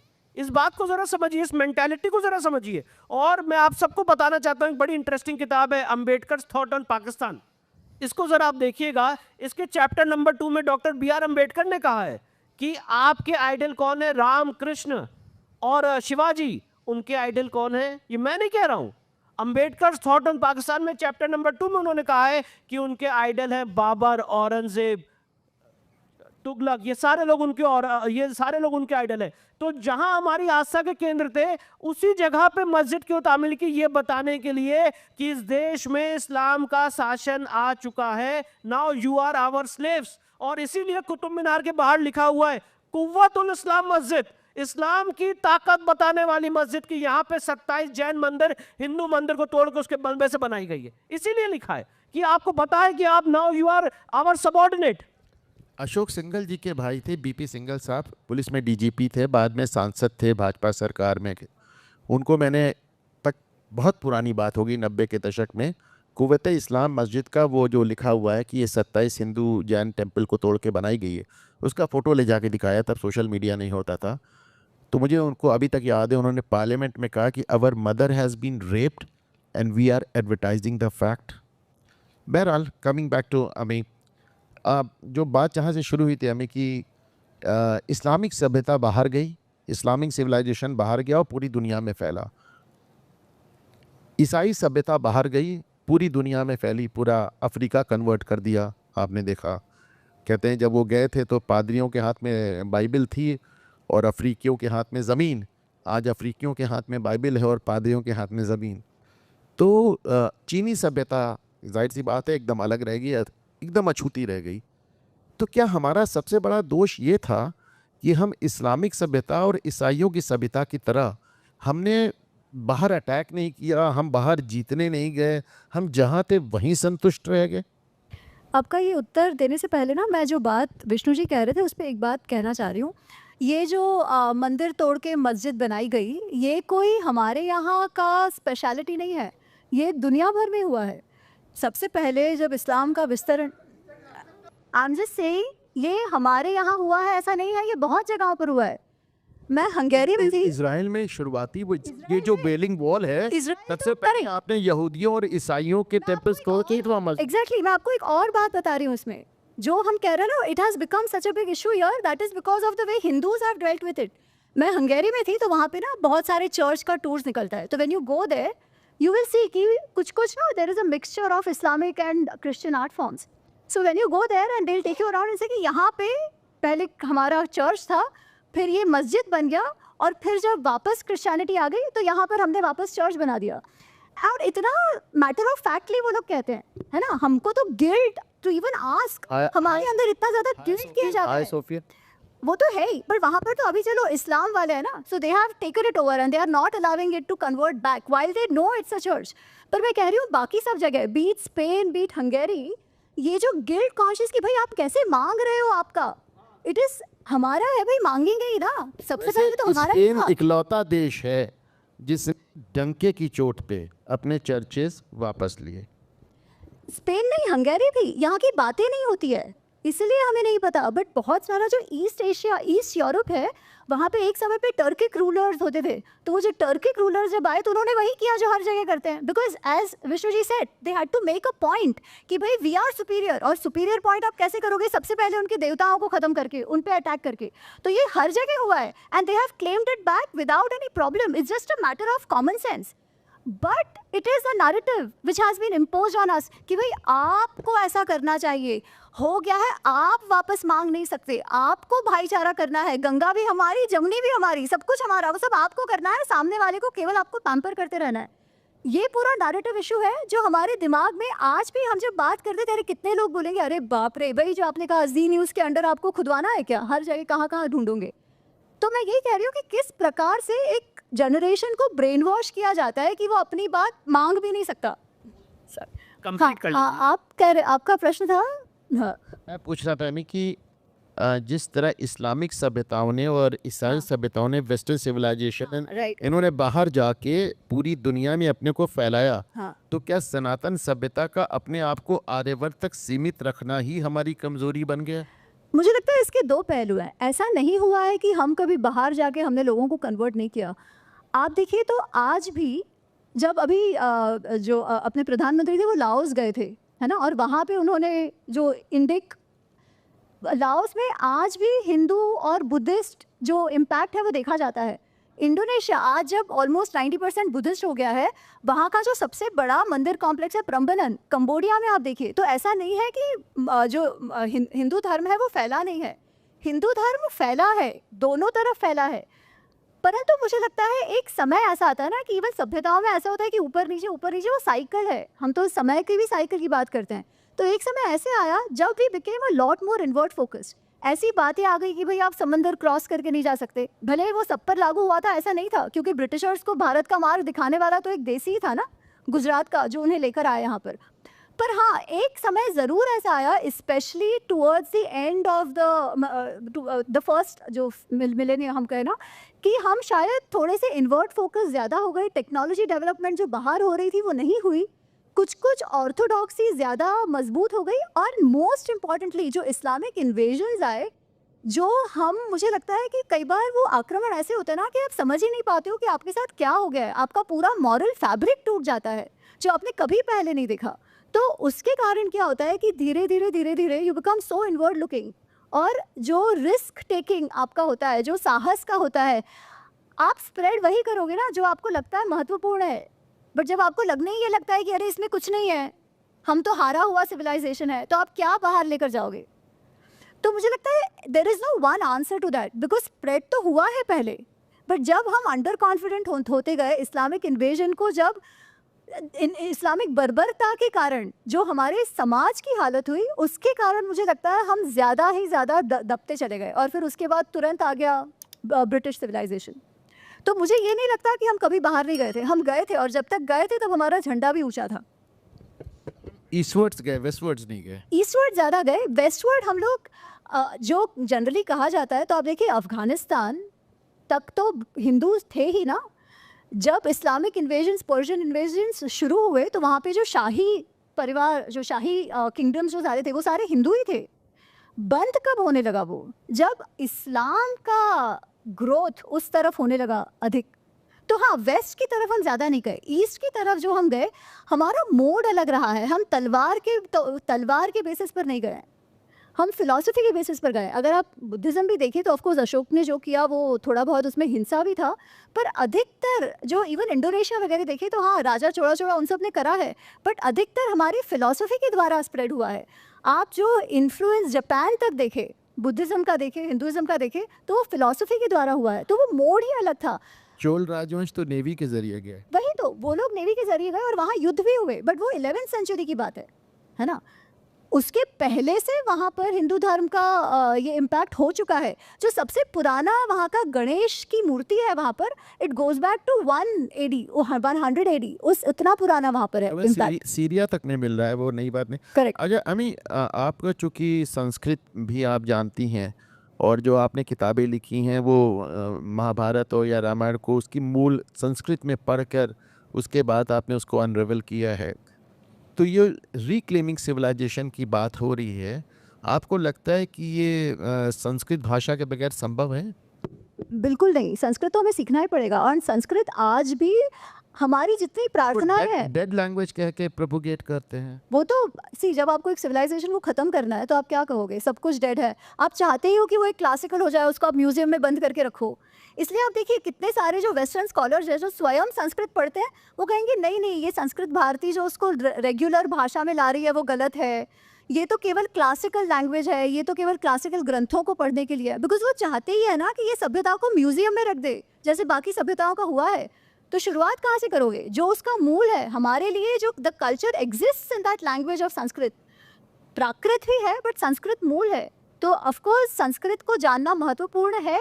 और मुझे लगता है आज के दिन संस्कृत भारती ने जो काम किया है, और बहुत सारी संस्थाएं अब हैं जो संस्कृत को प्रोपोगेट भी कर रही हैं और लोग सीखने भी लगे हैं। ये कुछ मेरे ख्याल से 10 साल में अधिक हो रहा है, काम तो पहले से चल रहा है, पर संस्कृत हमें सीखना भी पड़ेगा, हमारे स्कॉलर्स को भी बिल्ड करना पड़ेगा, और हमारे स्कॉलर्स जाके औरों को बताएंगे। आज क्या हो गया ना, एक कालिदास जी का एक बहुत अच्छा एक अच्छी उनकी वर्स है जिसमें वो कहते हैं कि पुराना है इसलिए अच्छा है, नया है इसलिए बुरा है। ऐसा नहीं होता है। आजकल हमारा ऐसे हो गया है कि पुराना है इसलिए बुरा है, अच्छा नया है इसलिए अच्छा है। ऐसा भी नहीं होता है। जो संत होते हैं, जो साधु पुरुष होते हैं, जो समझदार होते हैं, वो प्रत्येक बात पर चर्चा विचारणा, उसकी परीक्षा कर कर ही कोई भी निर्णय पे आते हैं कि अच्छा है क्या बुरा। पर जो मूढ़ व्यक्ति है वो लोग क्या करते हैं, पर प्रत्यय, औरों का कहा हुआ मान लेते हैं। हमारे साथ आज क्या हुआ है, हमने महाभारत पढ़ना छोड़ दिया, हमने रामायण पढ़ना छोड़ दिया, हमने हमारे ग्रंथ पढ़ना छोड़ दिया, पर यूएस यूनिवर्सिटीज़ ने, जर्मन यूनिवर्सिटीज़ ने छोड़ा नहीं वो पढ़ना। हमको लगता है उसमें वैल्यू नहीं है, उन्होंने पढ़ा। इसीलिए आज ऑड्रे ट्रस्के जैसे 2% के स्कॉलर्स हमको बताते हैं हमें हमारा हिस्ट्री कैसे पढ़ना है। इसके तो बाकायदा मैंने इसकी वेबसाइट पे जाके देखा तो ISI फंडेड है, ओपनली कहती। जो भी फंडिंग है, शी फील्स एंटाइटल्ड इनफ ना टू टेल अस कि भाई आपको नहीं मालूम, मैं बताती हूँ आपको कि भाई औरंगजेब बुरा नहीं था, अच्छा था। शेल्डन पुलॉक बोलेगा नहीं, संस्कृत आप लोग नहीं जानते, मैं आपको बताता हूँ आपकी हिस्ट्री क्या है। मैं बताता हूँ कि रामायण जो है, श्री राम है, उनकी पूजा तो आप बाद में करने लगे। पहले तो राम को केवल आपने अदरिंग के लिए रखा है, पहले राम के मंदिर होते नहीं थे। ये वो लोग हमें बताएंगे। और हमारा एलीट ऐसा है जिसने ये सब मान लिया। ये तो वो मूड ही है कालिदास वाले कि औरों ने कहा हमने मान लिया। और यहाँ पर मुझे लगता है कहीं ना कहीं हमारे समाज की भी गलती है। हम ऐसा नहीं सोच सकते कि सब बाहर वालों ने किया है। महाभारत को लेकर मैं हर जगह ये कहती हूँ, यहाँ पर भी कहूँगी, मुझे हर जगह पूछा जाता है मैम आप महाभारत पे पढ़ो कहते हो आप, हमारे घर पे तो महाभारत रख नहीं सकते, महाभारत घर पे रखोगे तो महाभारत हो जाएगा, ऐसे कहते हैं। ये किसने आके कहा? हर चीज़ में हम मुगलों को और ब्रिटिशर्स को नहीं गाली दे सकते। कहीं कहीं ये हमारे समाज का भी प्रॉब्लम है। तो ये तो हमें सुधारना ही पड़ेगा, और सुधारना हमारे घर से शुरू होगी। सब कुछ स्कूल वाले कर देंगे, एजुकेशन कर देगी, सरकार कर देगी, उससे भी नहीं होगा। घर से शुरुआत करिए, अपने बच्चों से शुरुआत करिए, और बच्चों से भी पहले अपने आप से शुरुआत करिए। देखिए हम निर्धारित समय से आगे जा चुके हैं, और मुझे बताया गया है कि आप में से कुछ लोग सवाल करना चाहते हैं, और आई बीन टोल्ड कि जो सबसे अच्छा सवाल होगा उसके लिए कोई पुरस्कार भी है। लेकिन इसके पहले हम क्वेश्चन राउंड में जाएं। एक नज़र देखें मेरे बाएं और मेरे दाएं, कितने युवा योद्धा एक संस्कृत से लड़ रहे हैं, एक कानून की भाषा से लड़ रहे हैं। Let's give them a big hand. आमी एंड विष्णु। तो जैन सर को हम सपोर्ट करना चाहते हैं तन मन धन से, तो you can share our copy. But I got one place. Proud of you guys. Look, very proud. Hey, Supreme Court observation on national child protection. They have said that मदरसा बंद होना चाहिए। मैं एकदम सिंपल लैंग्वेज में बात करता हूँ। तो सीजीआई ने क्वेश्चन किया तो मदरसा अगर बंद करेंगे तो गुरुकुल क्यों नहीं बंद करेंगे? मगर गुरुकुल ने आज तक कभी भी 60 टन से जुदा वाला कोई आदमी पैदा नहीं किया और इधर हजारों पैदा होते हैं। अब बात यह है कि अगर ये सारी बातें सुप्रीम कोर्ट में कही जाएं तो मैंने इसीलिए जो इन सारी चीज़ों का कोर है, इन सारी मानसिकता के पीछे जो कोर है, उस प्रश्न को ही चुनौती दी है। वो कोर है सेकुलरिज्म का प्रिंसिपल, वो कोर है सोशलिज्म का प्रिंसिपल। आज सुप्रीम कोर्ट ने केशवानंदा भारती के केस में जो सबसे लॉन्गेस्ट जजमेंट इन दी हिस्ट्री, इंडियन लीगल हिस्ट्री, अब 13 जजेस ने उसका जजमेंट दिया, उसमें सुप्रीम कोर्ट ने होल्ड कर दिया secularism is the basic feature of the constitution. SR Bommai के केस में secularism is the basic feature of the constitution hold कर दिया गया। सेकुलरिज्म क्या है इसको आज तक डिफाइन ही नहीं किया गया। अभी recently chief justice of India साहब ने एक ओरल ऑब्जर्वेशन दिया कि जियो और जीने दो सेकुलरिज्म है। भैया अगर कोई जीने ही नहीं दे रहा है तो वो कैसे सेकुलरिज्म हो सकता है? जियो और जीने दो की फिलॉसफी में भी सेकुलरिज्म नहीं फिट होता है। और सबसे इंपॉर्टेंट देखिए, इन सारी चीज़ों को सोचिए। आज जब भी आप राम जन्मभूमि का केस लेके जाते हैं, काशी मथुरा का लेके जाते हैं, प्लेसेस ऑफ वर्शिप ऐड का लेके जाते हैं, वफ ऐड का लेके जाते हैं, मदरसे वाला इशू लेके जाते हैं, इन सारी बातों में जो चीज़ आड़े आती है वो है सेकुलरिज्म का प्रिंसिपल, कि आपको सेकुलरिज्म के प्रिंसिपल्स को अबाइड करना है।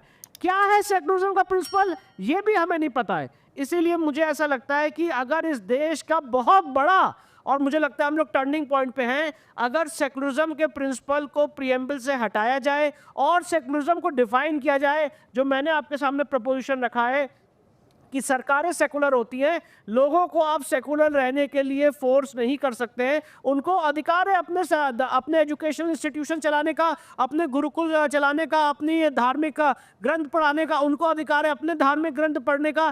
तो लोग जो है, आप लोगों को अगर फोर्स कर रहे हैं एक ही विचारधारा को मानने के लिए, एक ही चीज़ को मानने के लिए, तो वो चीज़ पॉसिबल नहीं है। अभी उसमें जो आपने प्रश्न पूछा उसमें सुप्रीम कोर्ट ने अपना जजमेंट रिजर्व रखा है, पर जजमेंट के दौरान, जो पूरी हियरिंग के दौरान जो ऑब्जर्वेशंस हुए, उससे ऐसा लगता है कि जो मदरसा, जो इलाहाबाद हाई कोर्ट ने मदरसा एक्ट को अनकॉन्स्टिट्यूशनल डिक्लेयर किया, उसको पलटा जाएगा। ऐसा हियरिंग से जो बात उभर के आती है, ऐसा लगता है। तो देखते हैं क्या आगे होता है। आपका सवाल किससे है बीके सिंह सर? सवाल नहीं सर, मैं कुछ कहना चाह रहा हूँ। धर्म, अधर्म और विधर्म, क्या इसको परिभाषित नहीं किया जा सकता? जैन सर। नहीं, बिल्कुल परिभाषित किया जा सकता है, और इसी को परिभाषित करने के लिए हम सुप्रीम कोर्ट गए। यस, तो अभी देखिए बड़ी इंटरेस्टिंग बात है। अभी यहाँ पे जो आपके सवाल से जुड़ी हुई बात कहता हूँ, अभी रिसेंटली सुप्रीम कोर्ट में न्याय की जो देवी हैं, उनकी मूर्ति इनॉग्रेट की गई म्यूजियम में सुप्रीम कोर्ट के, और एक लॉबी आ गई कि ये तो भाई सेकुलरिज्म के प्रिंसिपल्स के खिलाफ है। अब आप देखिए, अब सुप्रीम कोर्ट का जो लोगो है उसमें धर्म की बात कही गई है। हर तरफ आप अगर हमारे कॉन्स्टिट्यूशन देखेंगे तो उसमें राजा राम की चित्र हैं। तो ये सारी चीज़ें सेकुलरिज्म के खिलाफ है। इसीलिए धर्म को क्या, अभी एमी जी ने यहाँ पे धर्म को अपने ओपनिंग स्टेटमेंट में ही बड़े अच्छे से परिभाषित किया, उसकी बड़ी अच्छी व्याख्या दी। तो धर्म से हम क्या समझते हैं और रिलीजन से हम क्या समझते हैं? अगर आज आप डिक्शनरी मीनिंग देखेंगे तो धर्म की अलग डिक्शनरी मीनिंग है और रिलीजन की अलग डिक्शनरी मीनिंग है। तो इन चीज़ों को ज़रा बाइफरकेट करना और इस पर अगर व्याख्या आ जाए सुप्रीम कोर्ट के माध्यम से, तो बहुत एक हम लोगों को उपकार हो जाएगा। सर, विधर्म जो है मानवता के विरोधी है, मानवता को समाप्त करने वाली है। तो ऐसे लोग जो विधर्म को मानते हैं, लिखित रूप में मानते हैं, प्रैक्टिकली मानते हैं, हजारों डिमॉन्स्ट्रेशन हो गए हैं, तो उस विधर्म के मानवाधिकार समाप्त क्यों नहीं किया जा सकता? समस्त मानवाधिकार। सारी बात का वही जवाब है, सेकुलरिज्म का प्रिंसिपल। और अभी जो ऑब्जर्वेशन आया है जियो और जीने दो, तो अब हम लोगों को मतलब जो आपकी बात है उसके लिए आगे देखते हैं आगे कैसे लड़ाई बढ़ती है। आगे एक और विशेष बात, वसुधैव कुटुंबकम हिंदुत्व का अंतिम लक्ष्य है। ये सीधे सीधे प्रचार से जुड़ा हुआ है, तब विश्व वसुधैव कुटुंबकम होगा। तो हम साप्ताहिक मंगलवार ठीक शाम 7 से 7:30 बजे बैठकर छत्तीसगढ़ में कम से कम 10,000 मंदिरों में कर रहे हैं। और अंत में जो हम प्रसाद वितरण कर रहे हैं, एक एक लोगों को एडवांस बुकिंग कर रहे हैं, इसके द्वारा संख्या बहुत तेजी से बढ़ रही है। उसका लिखित में मैं कागज आप सबको दूंगा। धन्यवाद। सुंदर सिंह सर, धन्यवाद। कोई और सवाल कर रहा था? हेलो, किसी और को कोई और प्रश्न कर रहा था? सर एक सवाल है। अच्छा, इतनी तेज रोशनी सामने है, मुझे नजर नहीं सर आ एक रहा। सवाल सर सामने आपके। क्या चाहिए? आपने बहुत अच्छा सवाल पूछा और सर। मैं इसको बस अपनी बात को जल्दी से ख़त्म कर देता हूँ। देखिए, सबसे इम्पोर्टेंट बात यह है कि न्यायालय में न्यायालयीन लड़ाई तो चल रही है। मुझे बहुत लोग कहते हैं कि आप काफ़ी एग्रेसिव बोलते हैं, काफ़ी ज़्यादा बोलते हैं। तो मैं एक बात ये कहना चाहता हूँ कि भाई, अगर भगत सिंह एग्रेसिव नहीं होते तो आज ये क्या कहते हैं, क्रांति जो है, ये आज ये दिन भी आज हम लोग ना देख रहे होते।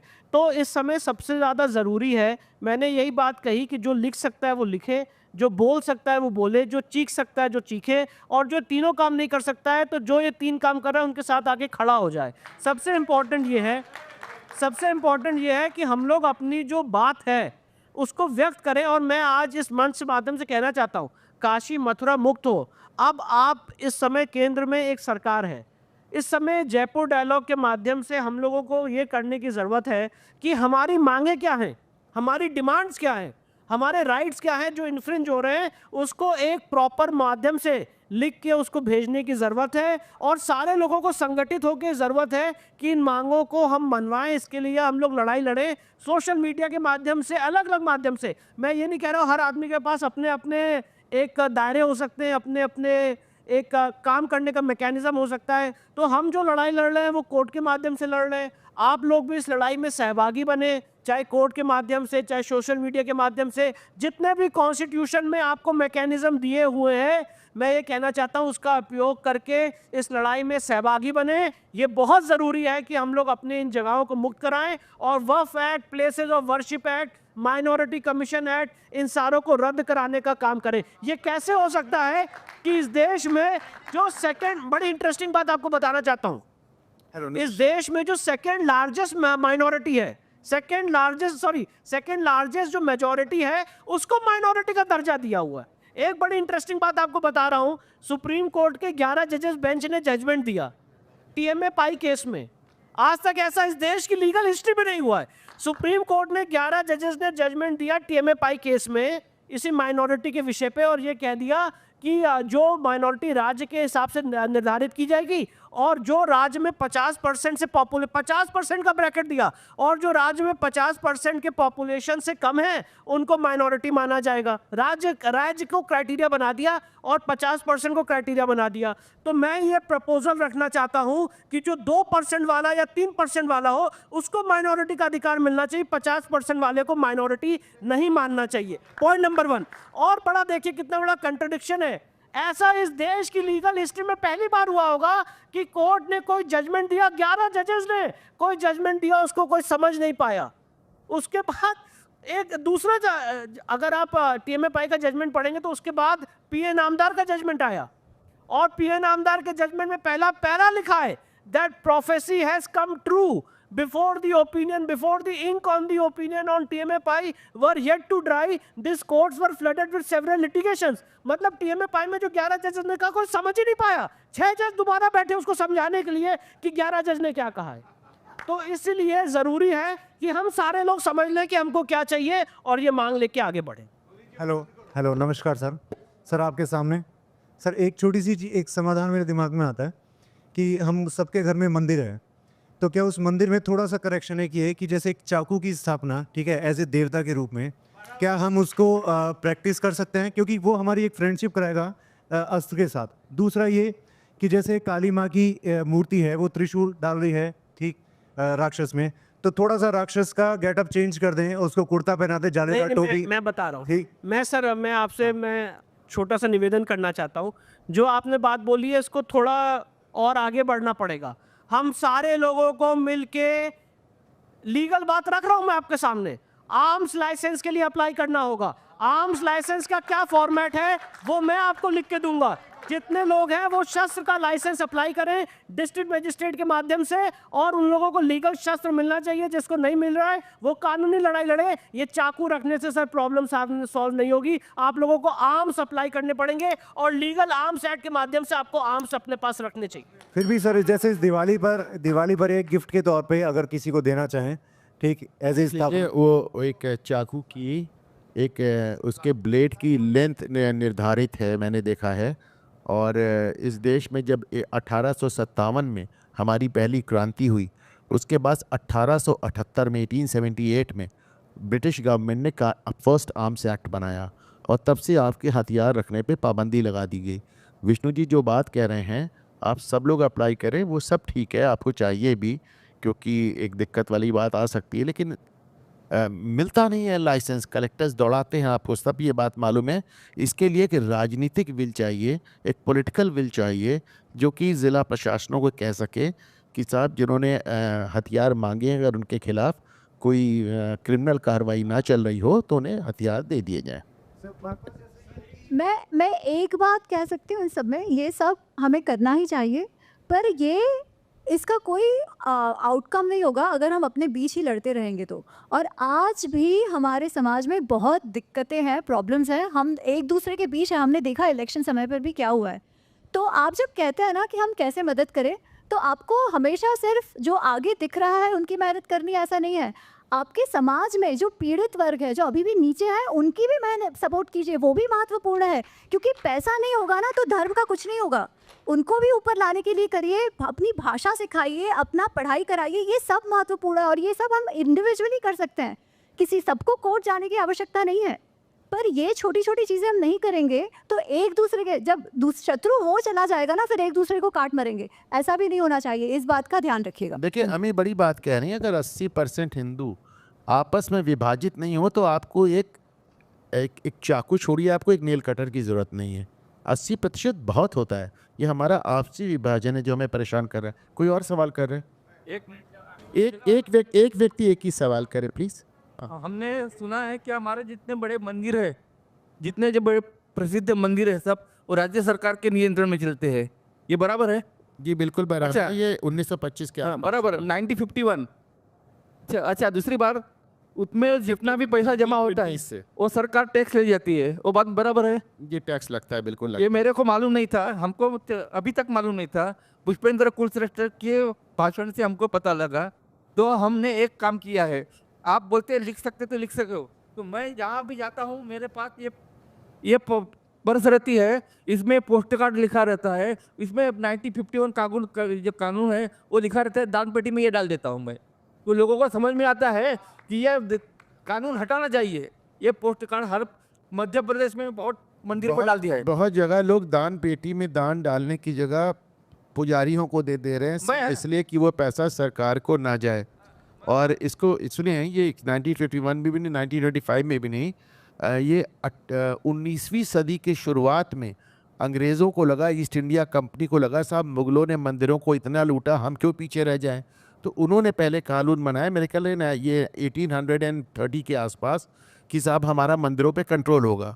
उसके जब 1857 में हमारा पहला वॉर ऑफ इंडिपेंडेंस हुआ, तो उसमें एक रिपोर्ट ये भी गई कि हमें मंदिर के ऊपर कंट्रोल छोड़ देना चाहिए, हिंदू नाराज़ हैं। तो ब्रिटिश गवर्नमेंट में 1878 में मंदिर के ऊपर कंट्रोल छोड़ दिया। लेकिन 1920 के दशक में जो बात अभी अमी कह रही थी, जो जस्टिस पार्टी, जिसमें बाद में पेरियार ने जिनको चलाया, जस्टिस पार्टी के सहयोग से 1920 के दशक में मंदिरों पर कंट्रोल वापस आया। और एक आखिरी बात, आपके मंदिर आज़ाद कर दिए जाएं, इसका मुसलमान ना विरोध करता है ना ईसाई। इसका लेदे के विरोध मुझे हिंदुओं के बीच से मिलता है, जो मुझे बताते हैं कि हमारे मंदिर हमें वापस मिल जाएंगे तो उनमें करप्शन हो जाएगा। सरकार से ज़्यादा करप्ट कौन है? स्टालिन गवर्नमेंट कह रही है कि हम 5 लाख टन सोना गला चुके हैं, मंदिरों से नहीं कर। सरकार से ज़्यादा करप्ट कौन है? कोई और सवाल करना चाहिए? यस प्लीज मैम, इनको कोई माइक दे दें। एक जो घटना हुई है नासिक में, महाराष्ट्र में, I am coming from Nashik, I am Pramila Gobarkar, वहाँ पे जो अपना ज्योतिर्लिंग है, वहाँ पे उन्होंने चादर चढ़ाने के लिए पूरे आ गए थे 8-10 लोग। लकीली वहाँ का जो समाज था, गवर्नमेंट को बताया गया, and with government support that was avoided. But ये हो रहा है, हर जगह हो रहा है। तो हमें खाली यहाँ पे आके ये सब अटेंड करने के बाद घर जाके आराम से सोना नहीं है। तो यहाँ पे हमने सब ने कुछ न कुछ प्रतिज्ञा करनी है और अपने अपने एरिया में जाके कुछ जन जागृति करनी है। और जो लोग निमित्त कम, जैसे संस्था है या धर्माशय फाउंडेशन है, अगर हम पूरा फूल नहीं दे सकते तो एक पंखुड़ी तो दे सकते हैं। तो बूंद बूंद से तालाब बनता है। ये कुछ संस्थाएं बहुत अच्छा काम कर रही हैं, जो संस्थाएं आपको पसंद हो, आप कुछ नहीं कर सकते तो उनको डोनेट तो कर ही सकते। और देखिए बात सिर्फ नासिक तक नहीं है, मैं आपको याद दिला दूं कि जो बद्रीनाथ है हमारे यहाँ 4 धामों में से एक, उसको बदरुद्दीन काजी की मज़ार बता दिया गया था। लेकिन जो बात मैं हर जगह कहता हूँ, ये सब अब ये सोशल मीडिया आ गया है, इंटरनेट आ गया, अब इतना आसान नहीं होगा, तो हारिए न हिम्मत बिसारिए न राम। कोई और? बस लास्ट एक क्वेश्चन, एक last question. This is Ajay Jha from Guyana, south America. आप अभी पूछ रहे थे कि सनातन अपना वेस्ट में नहीं गया, उसको शायद मैं करेक्ट करूँगा।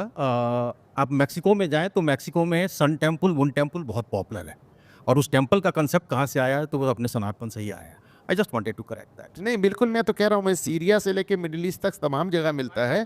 जब मैं कहता हूँ सनातन नहीं गया, तो मेरा मतलब है कि आक्रमणकारी अंदाज में नहीं गया, बड़ा पीसफुली गया है। Is this someone else? Hello sir, Amit ji का एक क्वेश्चन है।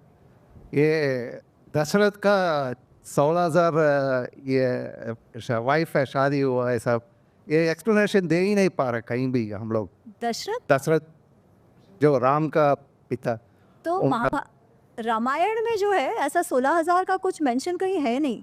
उसमें उनकी 3 रानियों का नाम है, मुख्य रानी, और बाकी 300 350 ऐसे कहा गया है कि और स्त्रियां भी थी, ठीक है। पर जो पत्नियां उनकी हैं, जो मुख्य पत्नियां हैं, वो 3 ही है। तो 16,000 नंबर तो वैसे भी कहीं से नहीं आ रहा है, बहुत जगह में वो सब फैला हुआ। और सर विष्णु शंकर सर, जो वक्फ बोर्ड में हिंदू को उसमें से बाहर हो जाएंगे, आपको क्या लग रहा है सर? हिंदू लोग बाहर आ जाएंगे वक्फ का, हमारा लगेगा ही नहीं है सर।